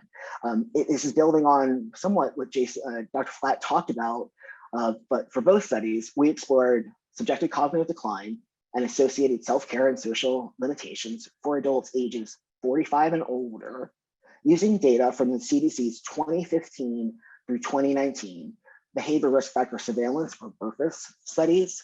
So this represents 33 states that used these optional modules that we could assess SCD and also identify transgender people. In the first study, each gender minority group endorsed SCD at higher rates than both cisgender groups. Overall, 1 in 6 gender minority adults reported SCD versus 1 in 10 cisgender adults. Gender minority adults were 73% more likely to report SCD than cisgender adults. And among those with SCD, gender minority adults were 3 years younger than cisgender adults. When examining social and self-care limitations for those with SCD, gender minority adults were 2.3 times more likely to have SCD-associated social and self-care limitations than cisgender adults. Now, our findings suggest that gender minority adults have unmet needs and may be at greater risk of developing ADRD. Future studies should incorporate more objective measures of cognitive impairment and decline. For our second study, we took an intersectional approach to examine SCD among gender minority adults who identify as Black, Indigenous, or people of color, or BIPOC, to create 4 study groups consisting of middle-aged cisgender and gender minority adults ages 45 to 65. We used a modified case control to create our analytic sample, where each gender minority adult was matched to 2 cisgender males and 2 cisgender females on age, state, and race. we see that STD prevalence was highest among gender minority BIPOC and gender minority white. Groups significantly differed in STD prevalence. Gender minority BIPOC and gender minority white had higher odds of STD than both cisgender groups. Among those reporting STD, gender minority BIPOC had higher odds of STD-associated social and self-care challenges compared to cisgender BIPOC and cisgender white. After accounting for age, education, employment, and marital status, gender minority BIPOC were nearly 2.5 times more likely to report STD compared to cisgender BIPOC and cisgender white. The groups did not significantly differ in prevalence of STD-associated limitations in our multivariable models, but previous research has shown that BIPOC adults suffer from ADRD at higher rates than white adults.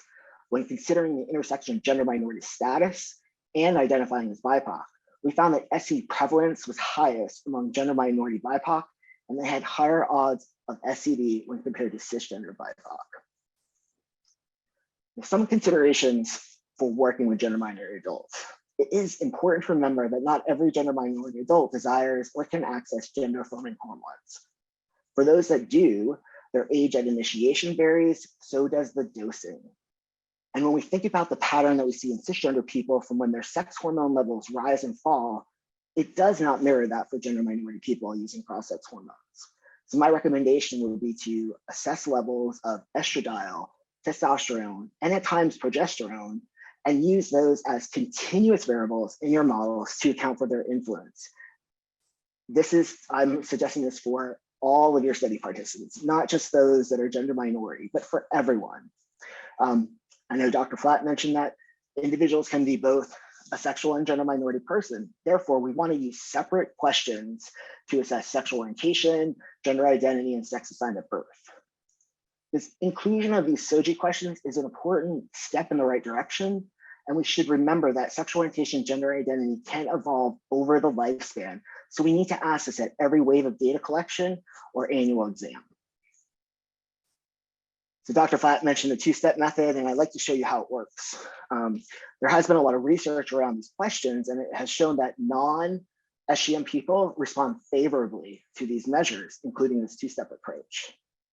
By using the two-step approach, survey participants are first asked about their current gender identity, and then about their sex assigned at birth. Individuals with concordant responses to both survey items, like man and male, would be categorized as cisgender man or cisgender woman, depending on the response. This approach, the two-step method, also has greater sensitivity to enumerate people who may not identify as transgender, but have a gender that does not align with the sex they were assigned at birth. Here's an example. So this individual selected male as their sex assigned at birth, and if they selected anything other than man or transgender man, we could categorize them as a gender minority person.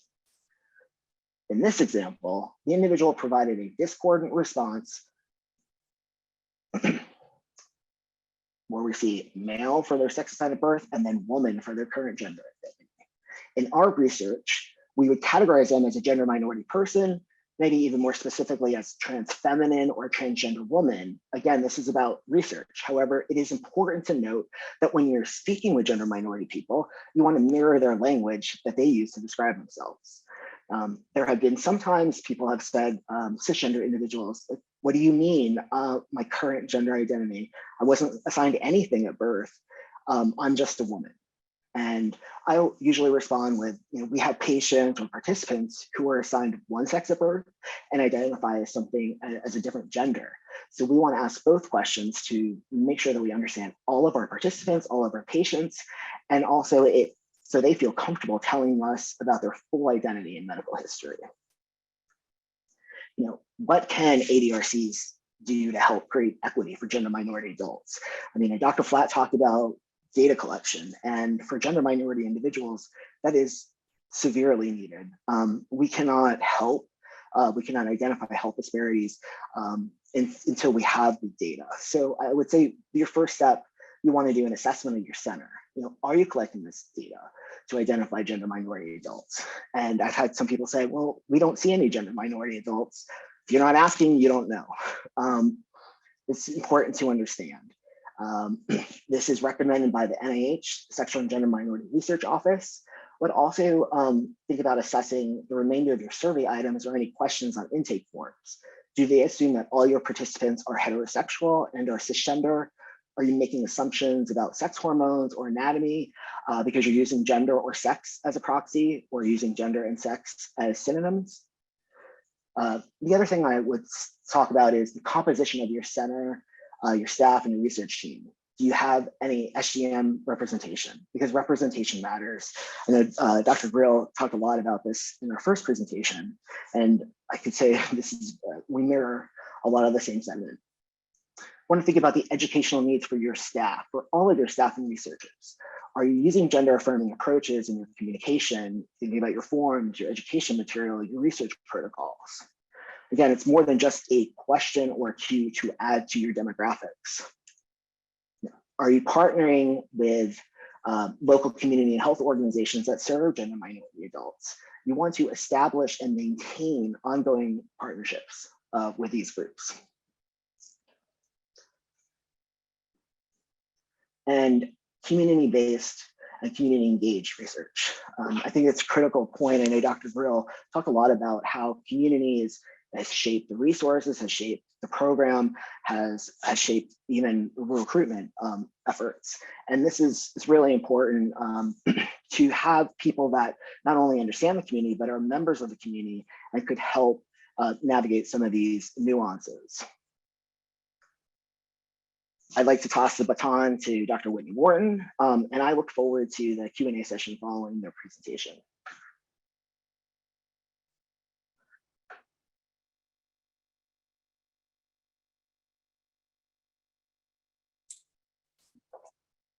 Thank you so much. Can someone let me know, Crystal or anyone, if you can see this? Okay. You look good. Yes. Great. Thank you so much.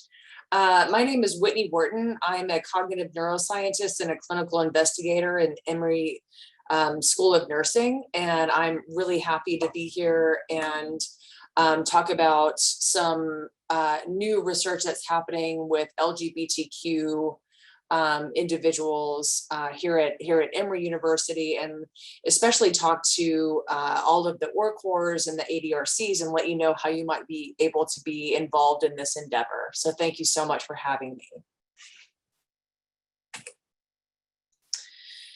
So we responded to a specific call to action. We were recently awarded an R24 grant from the NIA.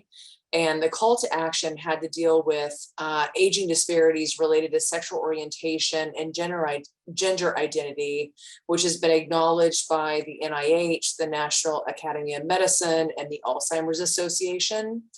And what they said was, given the national health objectives to reduce health disparities and adverse health outcomes resulting from social, structural, economic, and environmental conditions, the NIH and the National Academy of Medicine identified LGBTQ individuals and healthcare as a key gap in health disparities research.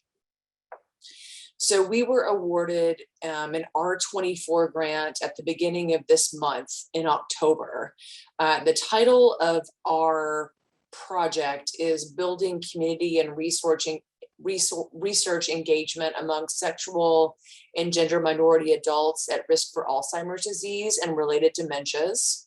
And specifically, we're addressing F3 from the NIA Strategic Directions for Research, which says that we want to implement strategies to increase inclusion of diverse populations in research. I reached out to all of the ADRCs and I heard from a large number of you. So I would like to first extend a very sincere thank you to the 25 ADRCs that provided support for that grant application, and either with signature or with an independent letter. So we thank you very much for your support with that application. This talk will be pretty succinct, but it mirrors a little bit of what Josh talked about with the care registry. So again, this is an R24 award that has not yet begun, but was awarded this past month. And the study team involves 3 MPIs, which is myself, Jason Flatt, which you heard from today, and Joel Anderson from the University of Tennessee. We also have a very strong collaborative team, Andrea Gilmore from UW-Madison, Maritza Dowling from the George Washington University, Jaime Perales from KU Med, and then of course we all know Jen Manley from Columbia. So we have 3 study objectives, and really the point of the conversation today is to let you all know how you can be involved and how we want you to be involved in this initiative. So first, what we're trying to do is to form a network of sexual gender minority community members, service providers, clinicians, and researchers with expertise in working with or interest in working with sexual and gender minority individuals living with Alzheimer's disease or related dementias, and sexual gender minority caregivers who are caring for someone with ADRD. Our project takes a very is strongly grounded in the community-based participatory research model. So we have both a national and 3 local community advisory boards. We are involving the community advisory boards, both national and local, which is the 3 parent sites at UNLV, Tennessee, and Emory in Atlanta, in every aspect of the project, from everything from data collection, everything from formation of the study to the outreach efforts that we're going to be doing, all the way to data dissemination and all of our subsequent follow-up visits. Our second objective and third objective, which I think is particularly important for the talk today, is to establish a registry, a research registry of 1,000 plus SGM individuals, which will include 500 individuals with Alzheimer's disease or related dementias. This will include individuals with mild cognitive impairment or subjective memory concerns. And then also sexual gender minority individuals who are caregivers of someone with Alzheimer's disease or related dementia. And in doing that, we are going to develop, implement, and evaluate tailored recruitment and engagement programs to really be sort of the first national initiative to bring in SGM individuals into a large domain of aging research. The third aim is going to be to make this replicable. So do this and be able to train each of the individual ADRCs or individuals who are interested in caregiving initiatives or ADRD initiatives, so that they can, be able to use our model and make sure that they are inclusive for SGM individuals into their own research projects. 3 study design highlights that I wanted to mention. First, we're proposing to enroll multiple high priority, high risk groups into, again, the first ever research registry focused on SGM individuals with ADRD and SGM caregivers of individuals with ADRD. We're focusing on individuals from all underserved communities, not just SGM individuals, but we're very interested in intersectionality. So, what does it look like to be an older, Black lesbian? What does that mean for your housing stability, for your income, for your willingness to participate in research? What happens if you are rural? What happens if you don't live in San Francisco or Atlanta or a place that might be a little bit more welcoming for the LGBTQ community? What resources do you have access to, and what resources do you wish that you had access to? So there's multiple high priority areas.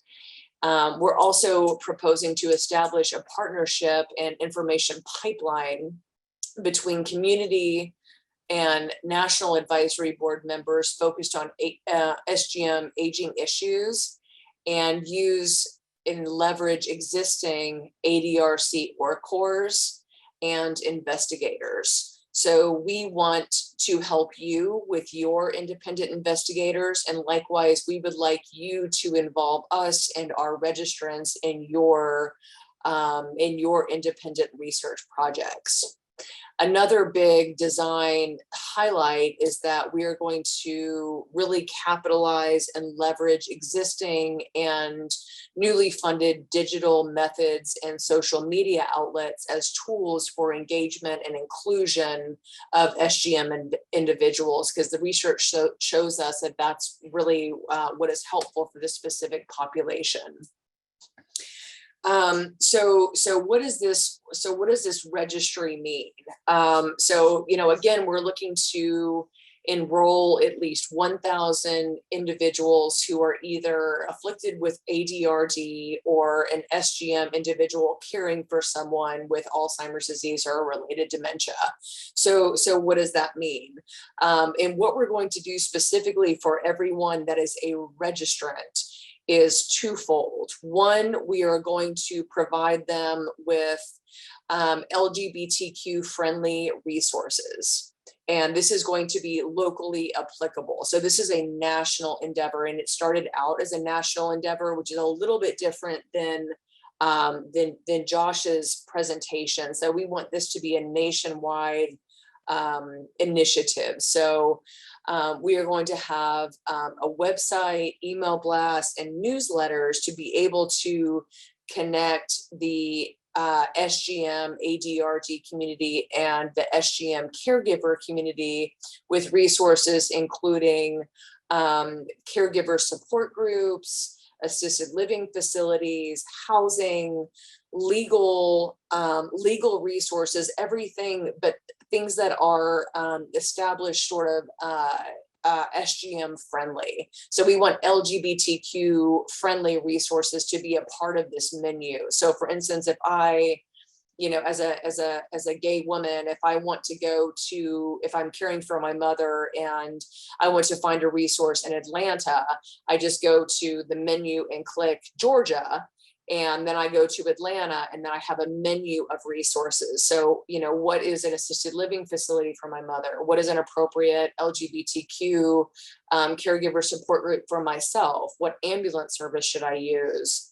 What are these kind of established LGBTQ friendly resources that might help me be able to navigate my way through the world, and also help me in my my hopefulness to have some sort of caregiver mastery and help my mother be able to get the optimal care that she needs.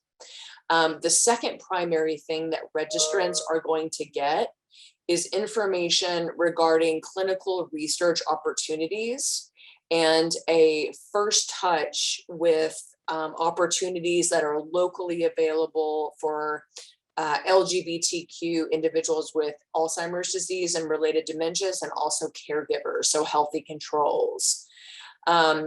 We are going to give information to the SGM community on the importance of inclusion, so why it's important that LGBTQ individuals need to be included in this type of research. And then local research opportunities and information regarding who to contact, if there's an ADRC close to them, who that contact is, what specific studies are enrolling. And then also we're going to offer some procedure resources. So for me, this is kind of a different type of research study for me, honestly. I mean, I'm very biomarker heavy in my in another hat that I wear. So, I want people that are coming to Emory School of Nursing to know, what is entailed in a lumbar puncture. Why is it important that you're involved in this research? Why do we want to collect your blood? Why do we want to do all these things? Why might you want to be involved in a clinical trial? So people will already have this kind of first touch, so that when they come to you, another ADRC or ORCOR or another study, they won't be shocked about, what a lumbar puncture is. We have informational videos. We have ways to kind of preface and cushion kind of the first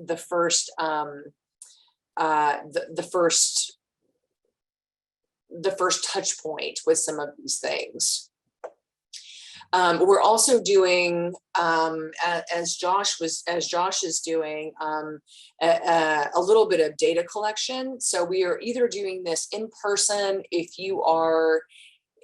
participants are in the Tennessee, Las Vegas, or Atlanta area.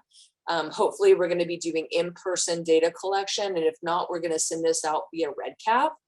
And the data collection involves the tics, demographic information, medical and medication history, a pretty comprehensive behavioral health questionnaire, including physical activity, exercise, diet, and drinking and smoking, situational and lifetime stress, also a marker of discrimination, and a needs assessment from the LGBTQ community, saying these are the resources that we want to utilize, and this is what we want.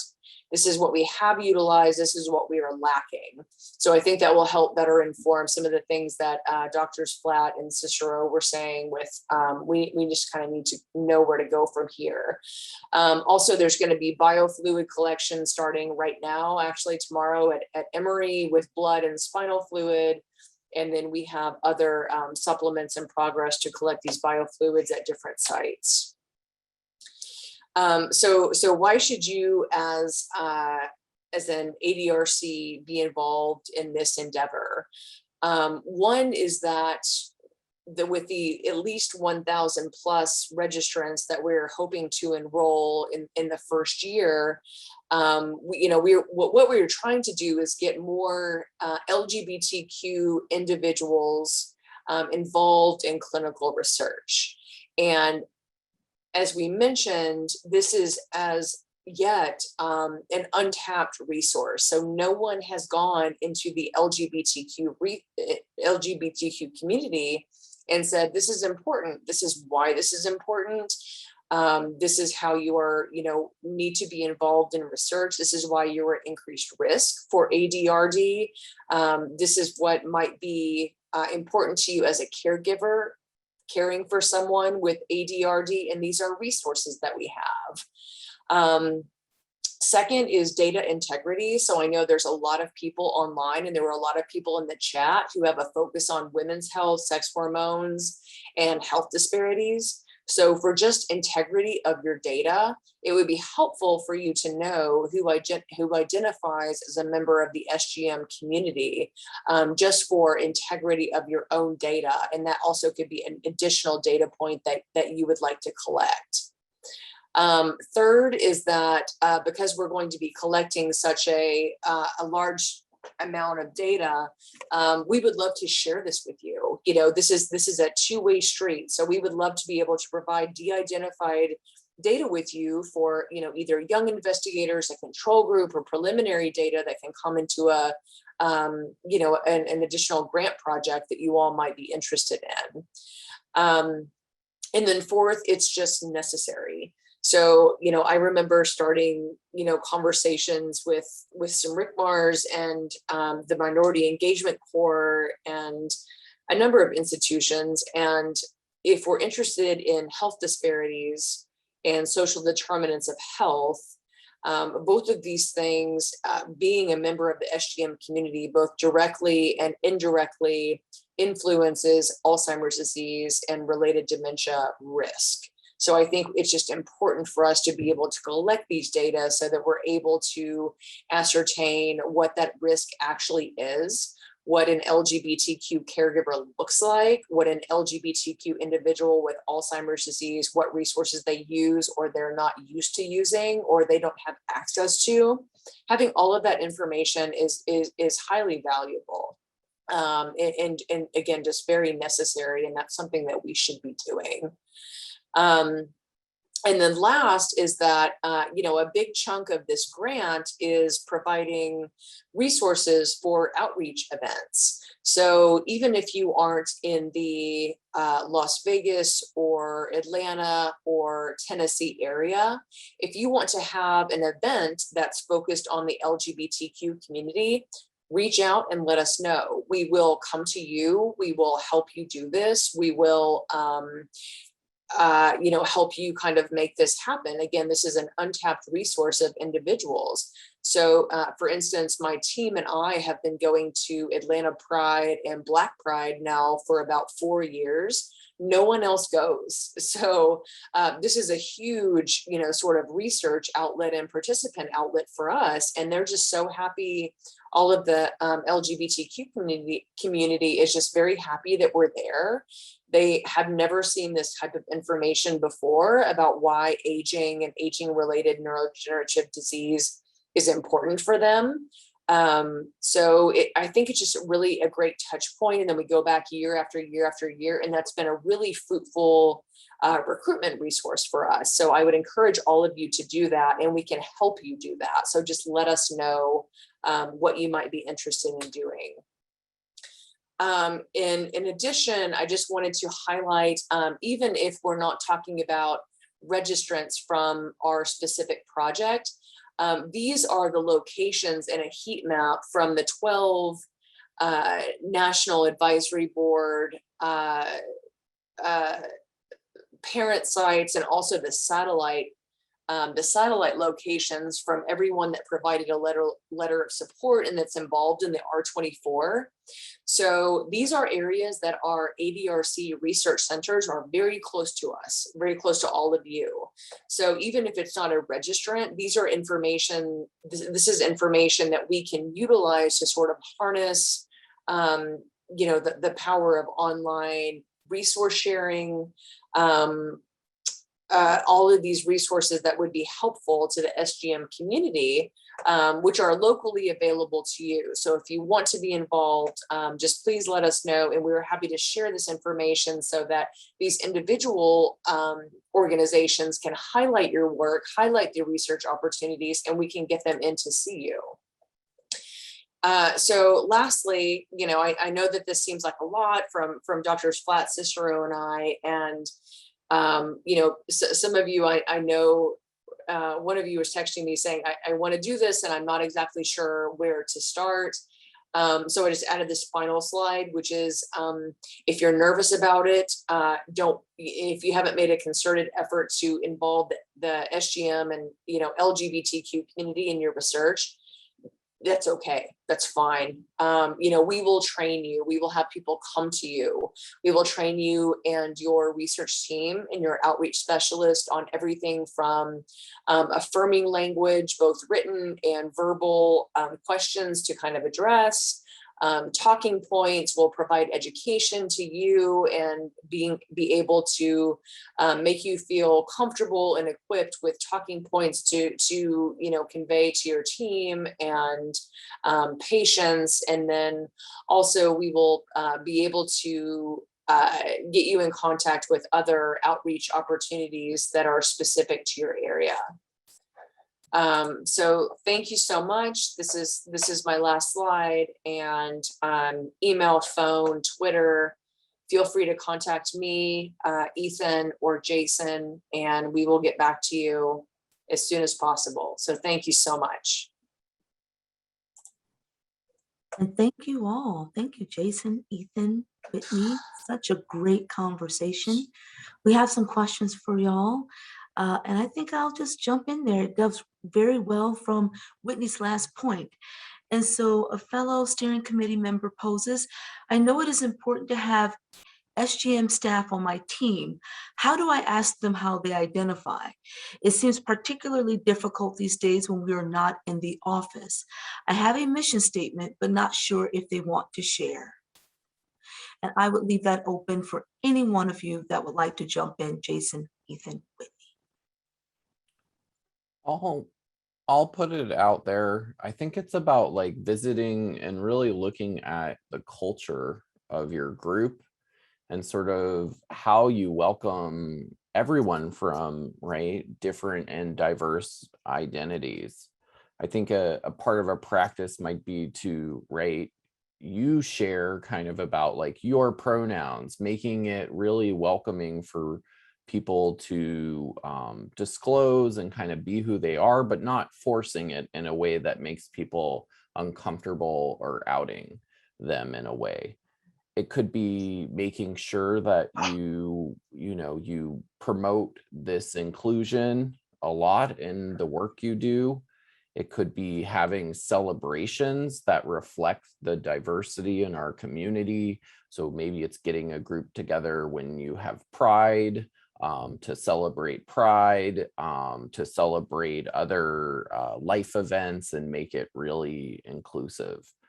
If you have any forms or any things that you kind of collect information on your team, or right, we think of even just the demographics of our team, it would be looking at those and making sure that you're asking about identities in a way that's inclusive. So including questions about sexual orientation and gender identity that we've shared. If people start to see that that is a part of your culture and something that's respected, then they will become more comfortable with disclosing who they are, sharing that, right? And creating just an environment where people are learning and open about all identities and honoring people for those. That's how I would try to build that in. But if my colleagues have other tips and advice, I'd love to let them share.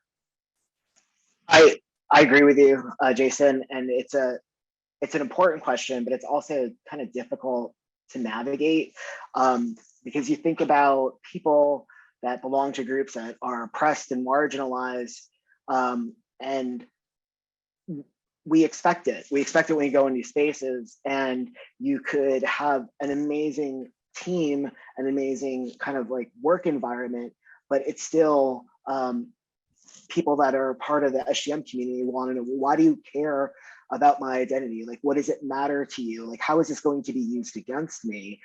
But like how Dr. Flatt kind of talked about all these other kind of markers of inclusion and acceptance and centering different marginalized and oppressed groups, I think it gives an ongoing message to have this kind of dialogue and to be able to say why you want to ensure that there's representation. Explain, I want my team to reflect the communities that we're serving. We all have diverse perspectives and we work together, and it's going to be a process. I think even working with your community organizations that serve SGM adults and explaining to them that you want to have people come, you want to hire people, you want to do trainings, you want to pay the community members to come in. Quite often, particularly transgender people are brought into, can you tell me what it's like to be trans? Can you teach us what it means? Can you tell us about these terms? And the amount of like emotional labor that goes unpaid, quite often, we see this in other communities of color, where it's like, there's so much information available out there that I think community members would love to meet you where you're at and help you continue to grow. But it needs to be reciprocal, and I would say pay them to come in, pay them to partner with you, and word gets around. Just when people have really bad experiences at centers, with providers, with individuals, that gets spread, as well as when we have good interactions with people and we see that we are valued, and it's not just a transactional kind of commitment to check in a box. But it's a great question. Dr. Wharton, any feedback on that question? I think they did a great job. Yeah. I do too, a lot there, and also asking, incentivizing, and valuing. I think that's primary. So great, Jason, Ethan, Whitney. For the sake of time, I'm going to ask that you three take a look at the Q&A box and answer the 2 questions posed by Monica and Dustin. And also, I believe we are due for a break, a 10-minute break, just a little time for people to grab more coffee, or maybe that's just me, stretch their legs a little bit. And I believe come back here and join us for more right at the top of the hour. So thank you to the panelists, and please be sure to answer those questions, y'all. And thank you.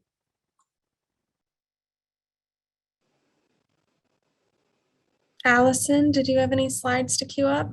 Yep, are you ready for me to share them? Sure thing. Great. So welcome back, everybody. I hope you had at least a brief break stretch. I grabbed some coffee, so I hope you joined me in that. And we have Allison Lindauer, the immediate past chair of our OR steering committee. She's going to speak about some of the general announcements from organizations, advocacy, and research groups that we work with. Thank you, Allison. Take it away. Thank you. And you can see my screen. Yeah, and you can hear me. Yes. Terrific, thank you. I have a very brief couple of comments today. And as it is every year at our OR meetings, we have great support from advocacy organizations. And usually they present, but unfortunately because of our video presentations today and our time, we don't have a lot of time for these groups today. Nonetheless, we have asked them to prepare a video for you to watch on your own time, and the links are in your brochures, and we'll make sure that you have them. As you see, the first is the Alzheimer's Association. They've always been a great supporter of us, and they have really great work, and I hope you'll watch their video. The AFTD presents every year, and they have a great informational video for you. And just remember, they also have funding, so please check them out.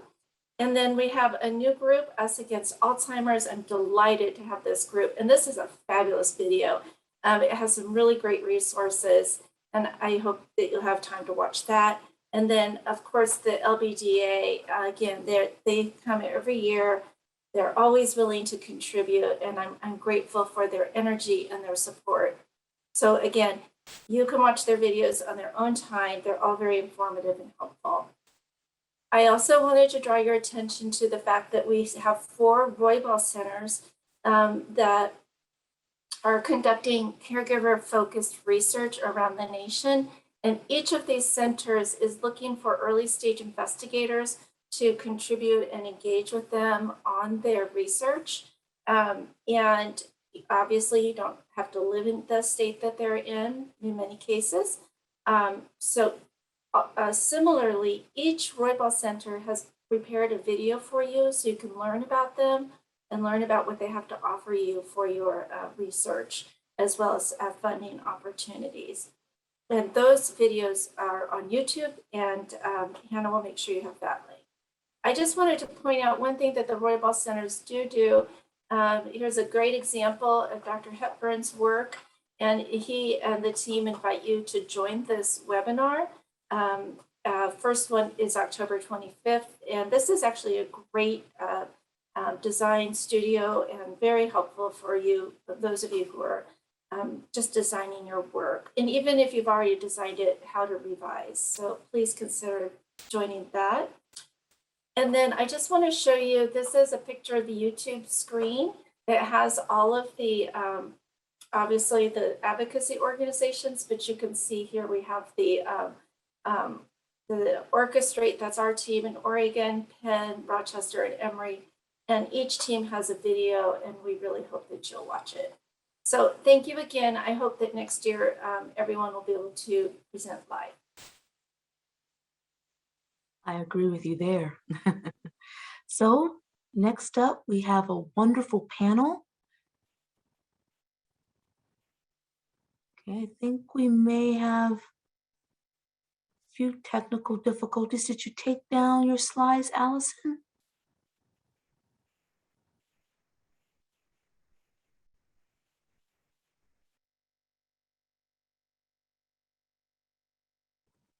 Perfect.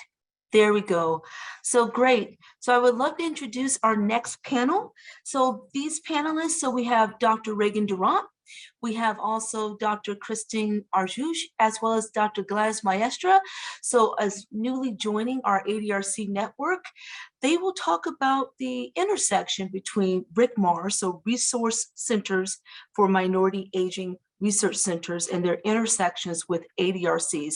I'm very excited about this because when I first joined in the OR world, the ADRC world, this was sort of a nebulous area. So I'm very excited to hear our panelists today. So take it away, Dr. Durant. Thank you. And Dr. Durant, if I could just interrupt you quick, at the top of your screen, there's one that says display settings. And if you could swap those quickly, we'll be able to see a larger presentation of your slideshow. Great. Looks great. Hope you're seeing it now. Looks good. Yes, Ray. Okay, great. So thanks, Dr. Glover, and to all of the ADRCs for inviting me to talk about this very important topic. I think there's so many ripe opportunities for collaborations between RICMARs and other centers like ours and the ADRCs, given the overlap. I just want to begin by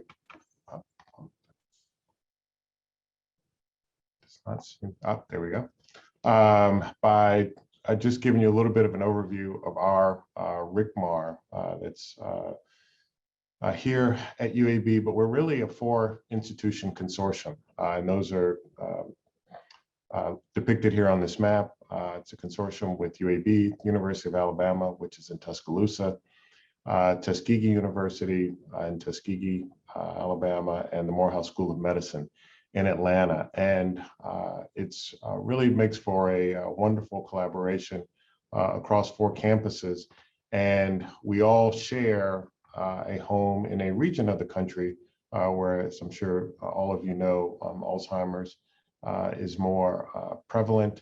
And we tend to see some of the stark disparities when comparing mortality rates from Alzheimer's disease among African Americans compared to others. And of course, that's overlain with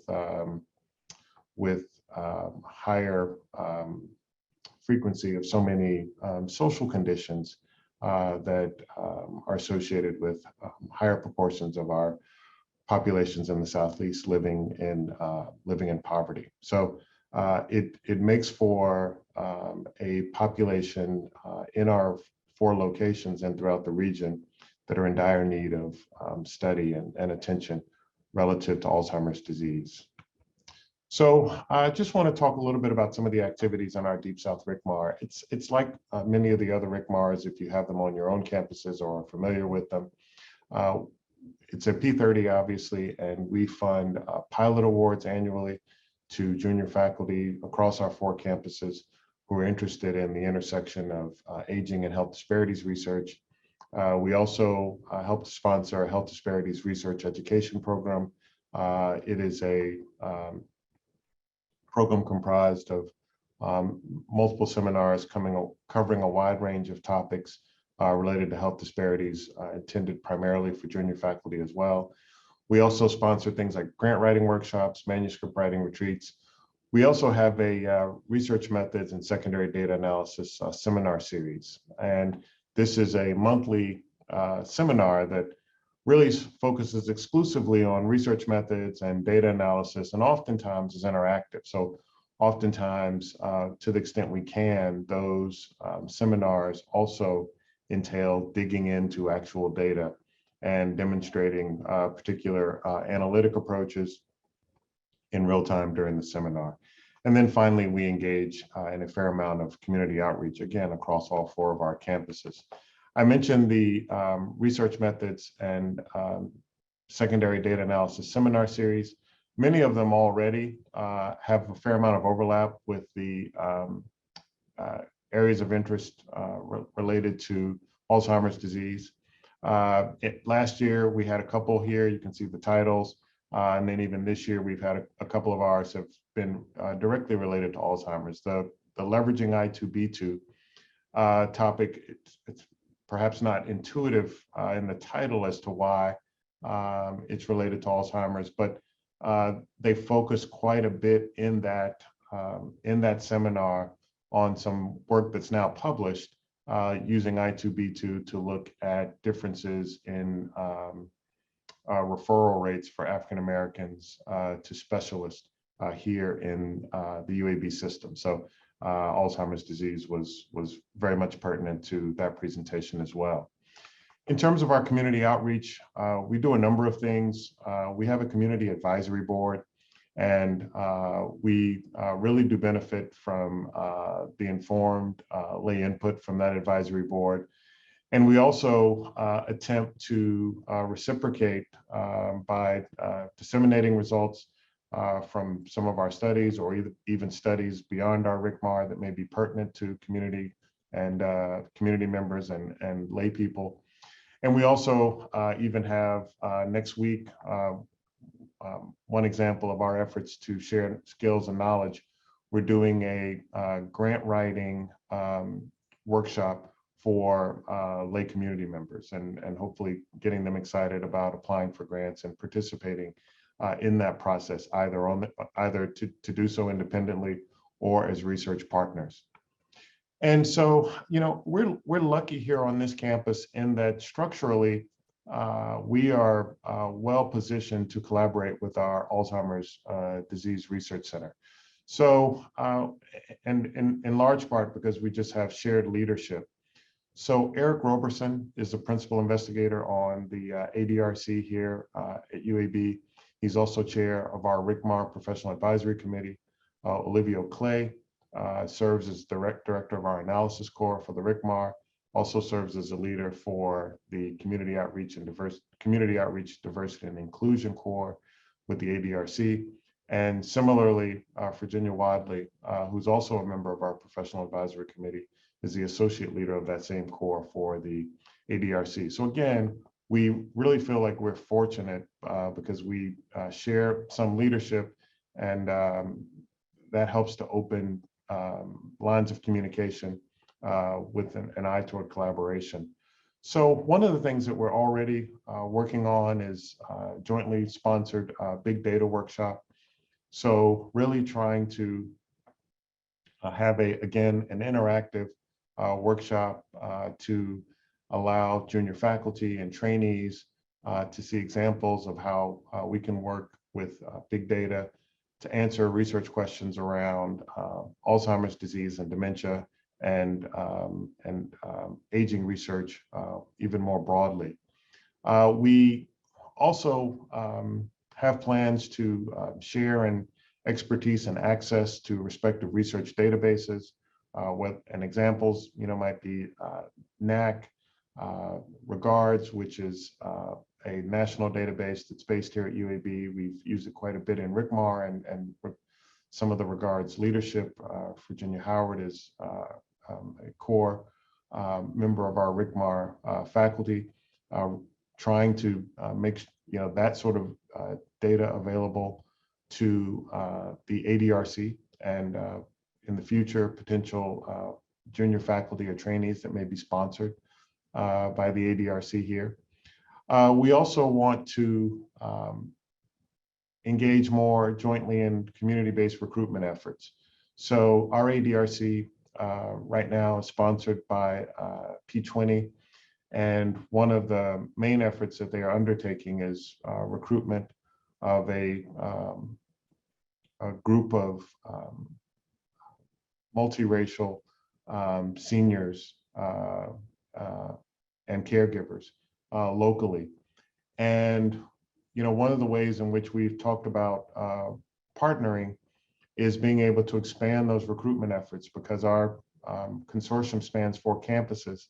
Our assistance may not be limited to just the Birmingham Metro, but we may be able to include some of the other areas. And looking at our partners in Tuscaloosa, at UA, and in Tuskegee, we also have the opportunity to recruit more of a rural-based population as well. And so there's a real opportunity there to introduce some geographic diversity in the sample that they are currently enrolling. We've also talked about some collaborating on some additional educational efforts. The ADRC has a healthy aging series, and we would love the opportunity to work with them and serve as presenters for some of those segments which are streamed online and archived online, and serve as a great resource for lay people and community members who are interested in healthy aging. And the ADRC is also undertaking or about to undertake a community health worker training effort that's going to be longitudinal. And again, it's an opportunity for us from the RICMAR to work with them on this, provide input where we can. Again, the idea being that we have overlapping interest in community outreach and really informing and activating lay community members around issues of healthy aging, health disparities, and Alzheimer's disease and dementia. So with that, I will pause and should I stop sharing now? Yes, you can stop sharing. All right. And we will go right with Dr. Maestra, and she can begin, and we will take all questions at the end of the three panelists. Gladys, thank you. And we see your, we need the slide deck view, yeah. Right up at the top, go to slideshow. To your left, yep, go up, it's the slideshow tab. Yep, click that and play from current slide. Move a little bit more to the left. One more time, there you go. Yep, okay.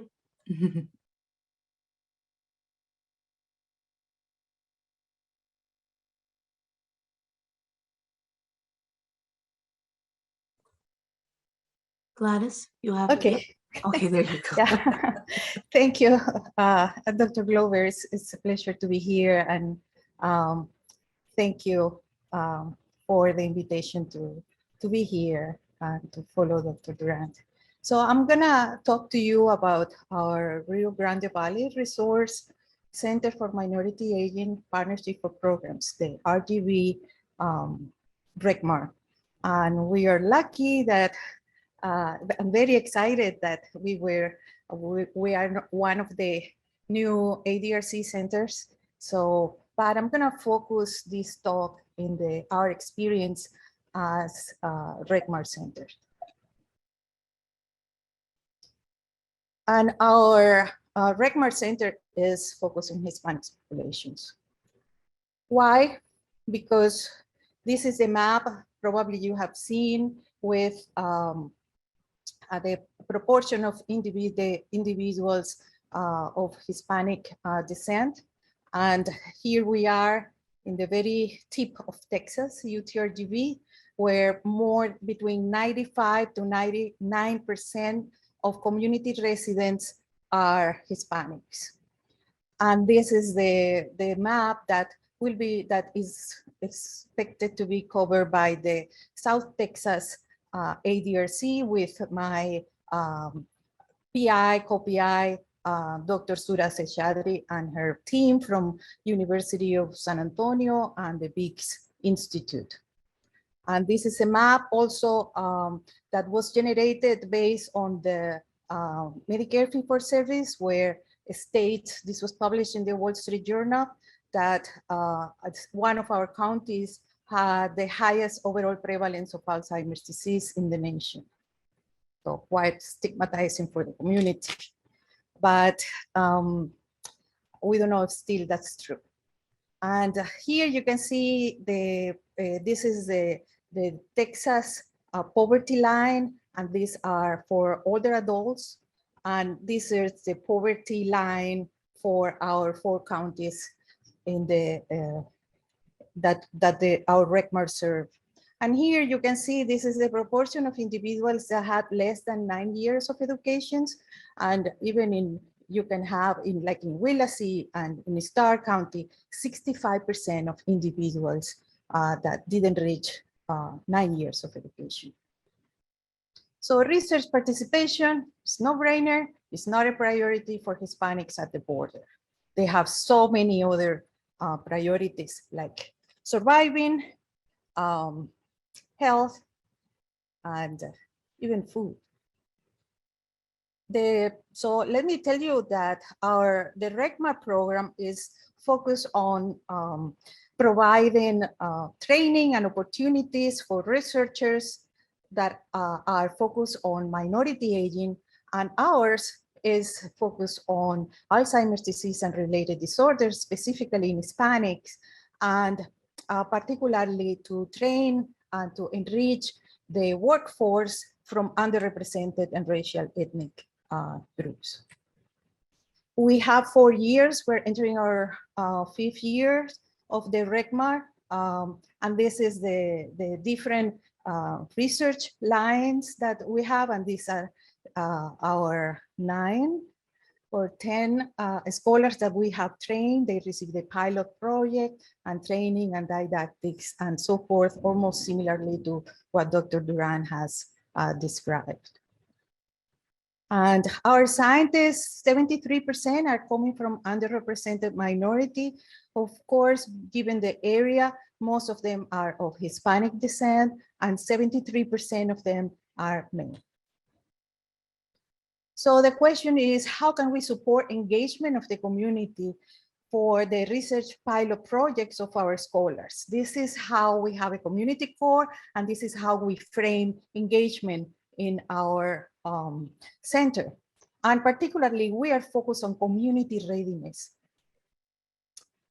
We think that the deficit model is not enough. It's not enough to give information and to educate the people. We agree that education of the staff and education of the community and changing the systems at the level of the university is important, not only important, it's absolutely necessary. So in order to have our scholars recruiting enough people, diverse people, and engaging and having a committed and engaged community, we have to change things, because how things are in the community and in the university and in the mental models about how to recruit, we think it's not working. It's not working here for us. So we use this very simple framework for community change that includes a set of different activities. Ones that we call development activity, then other community action, others that lead to community change and organizational change. And we have a documentation system portal where we document all the activities of all the cores that we have, but I'm gonna just discuss few of the RECMA activities that we document for the community core. And the two main activities are development activities, which basically are research facilitation, training, and community academic partnerships. These include activities such as technical assistance, consultation, mentoring, networking, access, development of resources, workshops.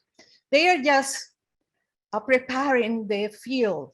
So we are just doing all these activities, but that per se is not gonna lead to recruitment. Then we have community action, which is really to bring something, so to bring a new or modified program to the community. And we do this through community communication and dissemination. That's really is focused on changing.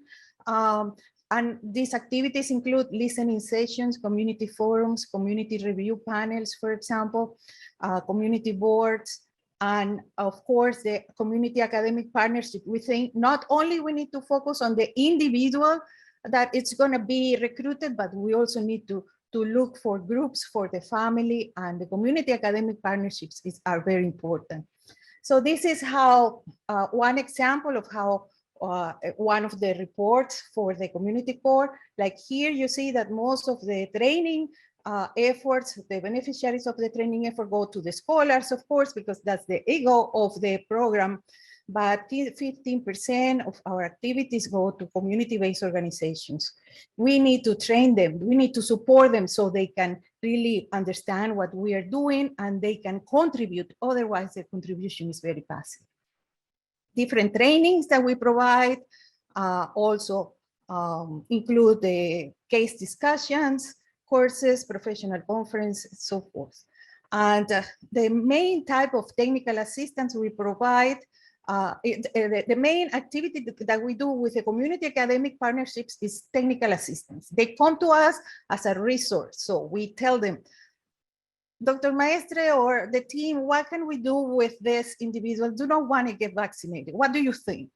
And then we sit down with them and work it out and provide resources and help them to make decisions, for example. So this is the technical assistance is as the same thing as networking and information sharing is the most kind of activities that we do with the community academic partnership. So building readiness for research participation doesn't happen just without building the capacities. And also we need to provide the support so they can really talk to their family, to their constituents, and to talk among them. It's not only the pressure to participate. So how do I see the RECMARS and the ADRC interactions? So we are very happy to be part of this family.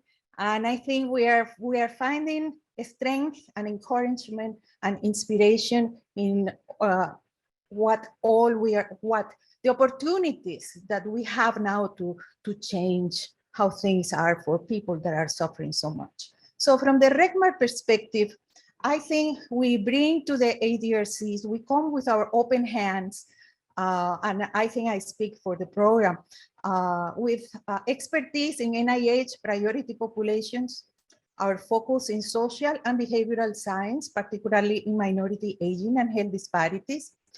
We have ready to implement training and research facilitation packets, programs for increasing community participation, engagement, and mobilization. We have developed best practices for community review of projects to promote and sustain senior coalitions and academic community partnerships. We also have best practices for socio and geohistorical assessments of clustering of ADRD patients. Why there are so many patients in this area of the city and not in the other, or in this town and not in the other? What are the historical movements and the historical events that facilitated that? And of course, we have developed best practices for use of social and mass media to reach underserved populations. Among the activities that we are ready to open the book and have you jump if you feel that this can be useful to any of you, is the immersion of researchers in the community and vice versa. We have the tours for the communities and including public health official, environmental problems. So we go there and we enter the homes and vice versa. We take the community to our labs, to our offices. Why there are so many papers here, doctor, they ask. We have already didactics that they are focused on health disparities. We have a monthly dedicated session. We have weekly seminars that we are focused in social and behavioral aspects of brain disorders, and they kind of stem out, including philosophy, sociology, and the arts. We provide training in cultural agility, not only competency or humility, which is like experience on the ground with real people that, we help our scholars and guide our researchers to how to address the comments, the reactions, but the experience, the real experience, not just nodding and smiling, kind of sympathetic, just really interacting. The pilot study collaboration and co-sponsorship, I think it's also something that we need to do. There are different pilot funds that will support the collaborative effort. Co-mentoring, I think that would be really appreciated by everyone, particularly by the scholars. We also have the Alzheimer's Ambassadors program with the high school students. And now we have also the neighborhood physical disorder rating using the Google Street Views. And these are undergraduate students. And of course, we think that the cross-pollination through participation of advisory boards, assessments, mock review session, and the cultural exchange. I think it could be fun and could be at the same time rich, very rich from the human perspective, not only from the professional perspective. So, seamos amigos, let's be friends, let's leverage our strengths and accelerate discoveries. The community core leader is Dr. Irvine at UTRGV, and the research education leader is Dr. Michael Mahini. And I'm recognizing here the support for the RECMAR and the support for the new ADRC with the fantastic Dr. Sudha Seshadri. But I want to recognize the role of Ms. Rosa Pirela Mavares, who has been really a substantial support for the development of the RECMAR, of this new RECMAR. And here is my contact information, and don't hesitate to reach out.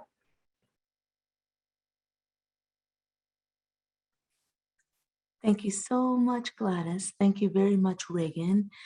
We do have a question here. It's for you, Gladys. So have you computed the area deprivation index by any kind for your cohorts of older Hispanic adults?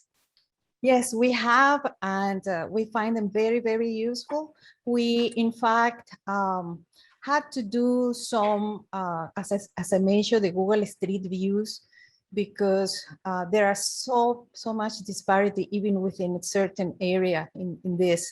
You know, we are very close to the wall, and so the disparities are, you know, so the answer is yes, and I think that we cannot avoid using these type of indexes when we are trying to understand the clustering of patients with any of these dementias. Thank you, Gladys. And before we end, I would like to pose a question to Dr. Durant. And that is really, especially being situated in Alabama, thinking about that heterogeneity of African Americans there, other groups of people.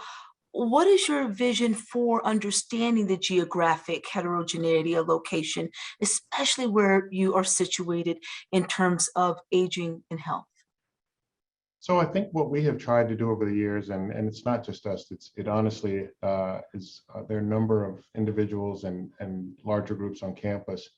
Honestly, really just looking at the intersectionality that you see when you have, you know, racial differences, geographic differences, and socioeconomic differences all layered, one on top of the other. And what we often times find when we examine these differences and how they interact is in many cases there are similarities, and we unfortunately find many of the things that we expect to find. I will say this, one of the things that does seem to stick out is geographic difference. So we find that invariably, if we identify particular differences, and it's not just differences necessarily in outcomes, but quite frankly, differences in people's ability to access and utilize care by race or SES, you can almost guarantee that rurality is going to be additive to those other barriers. And it's quite interesting because in so many instances, when we look at multiple factors simultaneously, we do see that there's a bit of a wash, but rurality does seem to stick out. And in so many instances, those areas are enriched for individuals living in poverty, but in addition to that, there's so fewer community-based resources, particularly healthcare resources embedded in those communities. So we consider ourselves fortunate to have so many of those areas in close proximity, again, because it really does need to be studied, and what we identify in urban environments I would say in many instances just simply would not apply in rural environments. So it's something that we don't take for granted our ability to study those folks. That's great. I really look forward to your work in that area. My father's from Alabama, so always interested in that rural urban sort of dichotomy in the Black experience. So thank you, Dr. Durant. And I believe we will stop here. I believe Hannah wants us to transition on over. This worked out perfectly. We have Dr. Christine Arjouche. She's speaking about the intersections with RICMARS and ADRC. So she's carrying further the talks from Drs. Durant and Maestra. So Christine, so glad to see you here, safe, sound, and looking forward to a great talk. Please enter any questions for Christine in the chat and I can moderate something at the end. Thank you. Looks good. Okay, can everyone see that okay? Just fine, yes. Okay, wonderful. Thank you all for, Crystal, first of all, Dr. Glover, thank you so much for inviting me to be part of this panel. I was so excited to hear about it because our RICMAR, the Michigan Center for Contextual Factors in Alzheimer's Disease, which is located at the University of Michigan, actually has quite a vibrant partnership with our ADRC center there. So what I want to do today is begin by telling you, well, here it goes, is begin by telling you a little bit about our aims as a RICMAR. We call our RICMAR MCFAD for short, because as you can see, it's quite a mouthful in terms of our title. But we have three different goals that we aim to accomplish throughout our activities. We're in our very first 5-year session, and we hope that will be able to be renewed. But our first, and all three of our aims actually, we have partnerships with our ADRC here at Michigan. So our first aim is to advance ADRD relevant disparities research in three key areas: the epidemiology of Alzheimer's disease and related dementias, health economics as it relates to ADRD, and then culturally sensitive care. And we do that through two different activities. The first is by recruiting and mentoring what we call research scientists, 15 over the 5-year period.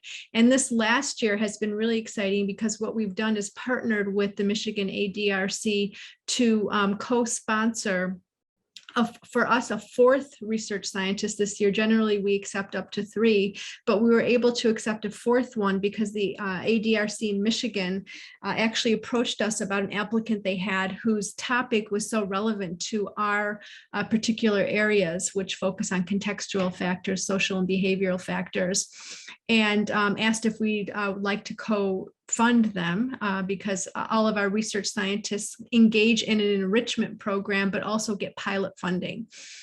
So we enthusiastically agreed to do that because the applicant was so relevant to what our aims were. And so this is going to be our first year where we're partnering with the Michigan ADRC and actually mentoring a research scientist in the area related to contextual factors in Alzheimer's disease. And then the second way in which we advance the ADRD relevant disparities is through our community engagement. And we connect with 3 racial and ethnic minoritized communities in the metro, I shouldn't say Metro Detroit area, I should say in Michigan, because we engage with the African-American community actually through our partnership with ADRC, as well as through our partnership with a sister RICMAR, which is the Michigan Center for Urban African-American Aging Research, which is called MUCWAR for short. But then we have specific activities where we engage with the Middle Eastern Arab American communities in Metro Detroit, which is where I was earlier today. We just had an event with the Chaldean Community Foundation in partnership with the Alzheimer's Association. And then we also engage with Latino communities in the Grand Rapids area, which is why I refrained from saying Southeastern Michigan, because the Latino community engagement is in the Grand Rapids area. And our goals through community engagement are really to encourage and increase understanding of factors that affect participation in Alzheimer's disease research. So we not only aim to bring information and raise awareness around dementia as a disease, we also want to communicate to these communities how important it is for them to participate in research. And in those community engagement activities, we partner with the Michigan ADRC as a resource to bring community talks as we carry out these community engagement activities. So our RCMAR has a community liaison and recruitment core. And as I said, we focus on specifically our community engagement efforts, focus on Arab Americans and Latinos, primarily because these are both growing immigrant communities in Michigan with concentrated regions in different parts of the US. Michigan is actually home to the largest, most visible concentration of Middle Eastern and Arab Americans. And the greater Grand Rapids area has quite a community in terms of numbers of Latino immigrants. And what we know from the literature is that both of these communities have similar sources of stress. We also know that although Latinos, there's been data to show Latinos have higher prevalence of Alzheimer's disease and related dementias, we don't really know what that situation is for the Middle Eastern community, although we do know their risk factors are very, very high. The Middle Eastern Arab Americans are not traditionally considered underrepresented because according to the US Census OMB, people with ancestry to the Middle East have always been categorized as white. However, the research that's coming out in terms of health disparity shows that individuals with that ancestry actually are much more likely to have experienced risk factors that are connected to a higher risk of Alzheimer's disease and related dementia. So higher rates of diabetes, higher rates of cardiovascular disease, higher rates of depressive symptomology. So we are sort of drawing attention to this community, which sort of sets us apart from some of the other RCMARs. And of course, both groups are described as having very strong family ties, which can be both a strength, but also a kind of challenge in that when the perception is that there's strong family ties, a lot of times healthcare professionals think that the needs for these communities are not as great because they have a built-in social support system. And then, as I mentioned, we engage with the African American community through our partnership with the Michigan ADRC and MUCWAR. I think I only have 10 minutes, so Crystal, if I'm starting to talk too long, please just tell me I have a minute left and I'll wrap it up. So just to give you a little bit about a background in terms of how our community activities are planned. Our community activities actually were designed around the pioneering work of our sister RCMAR, MUCWAR, which basically assumes that if you involve older community members and community healthcare leaders in the outreach activities, that it will facilitate participation of our communities into what's called a research directory. I have here research volunteer registry. We're trying to stay away from the word registry because for these immigrant communities, registry sort of is like a trigger in terms of policies that the US government sometimes practices with regards to these communities. So we call it a research volunteer directory. And the resources that we have to engage in our activities include the elders in our communities, the researchers who are associated with our centers. We have a community liaison that is an outreach coordinator for both the Middle Eastern Arab American community and the Latino community. We have community advisory boards who are very active. We meet with them monthly. And then we also partner with community organizations to hold our events. And these events include health education learning series, our monthly CAB meetings, a semi-annual newsletter that comes out twice a year in English, Arabic, and Spanish. And then the immediate outcome of these activities is that we would get people to come to our events, which we do. We get anywhere. We're back in person now. We were virtual last year because of COVID-19.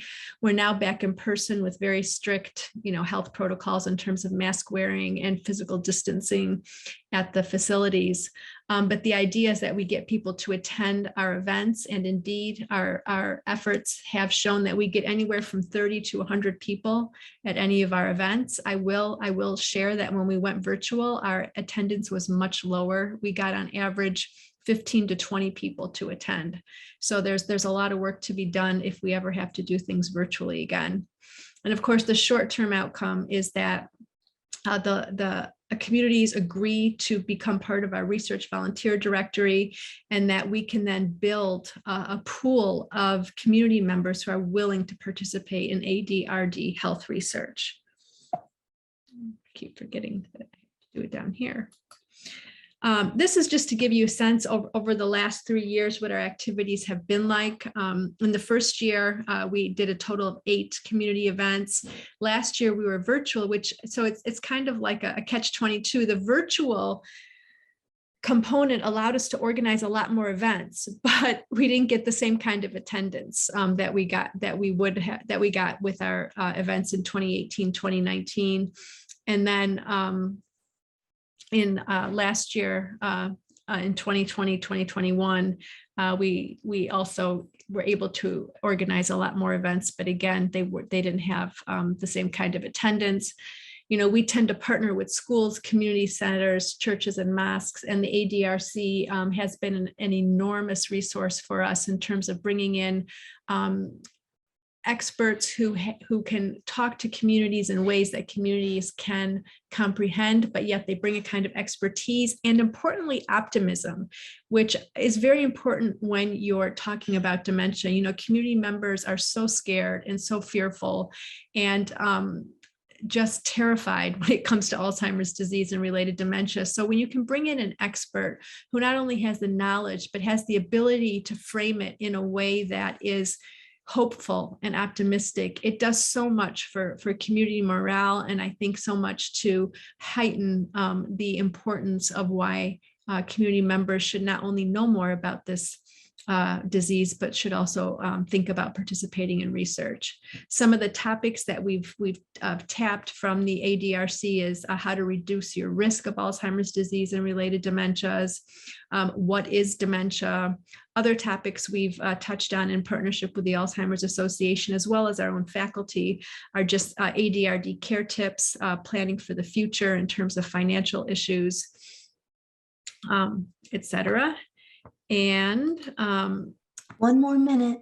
Okay, great. I'm going to wrap it up. Our community advisory board has been very instrumental in telling us best practices for community engagement and facilitating partnership with our community organizations, being able to identify and understand community needs, give feedback and promote culturally sensitive approaches, and of course are available for consultation for our research scientists. To the right is a graph that just gives you some care. We have a little over 200 participants in each of the Middle Eastern, Arab American, and Latino research volunteer directories. You will see that they tend to skew more female than male if you look at the bottom chart. And in terms of the top chart, there's a little bit of a difference between the Middle Eastern and Latino populations in terms of the age ranges we attract. But you'll see we attract people from across the lifespan who are very interested. So I'm going to end there just with the note that we are very committed to disseminating knowledge, both scientifically and to the community. We do have a recent publication that came out in terms of our partnering experience with these communities, and our resource development, of which the ADRC plays a large role, includes, we had our ADRC director, Hank Paulson, write a column in our newsletter about promoting brain health. It was a huge success. And we have various other resources that we've developed for our community. And I'm going to end it there. Thank you so much for your flexibility and for your patience. Thank you so much, Christine. And I think we have time to squeeze in one question to you. And it is, are you using hybrid in-person virtual platforms currently? We have had 2 events that we've organized since the fall semester began, when we could go in person. Our first event in September was hybrid. We actually advertised it as a virtual event, but we partnered with a senior group at the Islamic Center of America, and the senior group wanted it to be in person. And actually we did have our speaker from the Michigan ADRC come, and the topic was benefits and challenges of the new FDA approved drug aducanumab. And so he came and talked in person to folks there, but we also live streamed it on Facebook. At McFadden, we have a Facebook page. So we did a hybrid there. The event we had today was only in person, and that's because that community organization didn't want to live stream it. They thought if they live streamed it, it would decline participation in person, and they were convinced 100% that people wouldn't come in person and they wouldn't also watch it live stream, and that it wouldn't have the effect that they wanted. So that's where we are right now. And the event we have planned for next month is actually going to be a virtual tour of a PACE facility. So that one will be totally online. So we're playing with different modes. It's hard. It's hard to know what's the best way to go right now during this situation with COVID. Completely agree. And everyone, please feel free to reach out to Christine if you have further questions.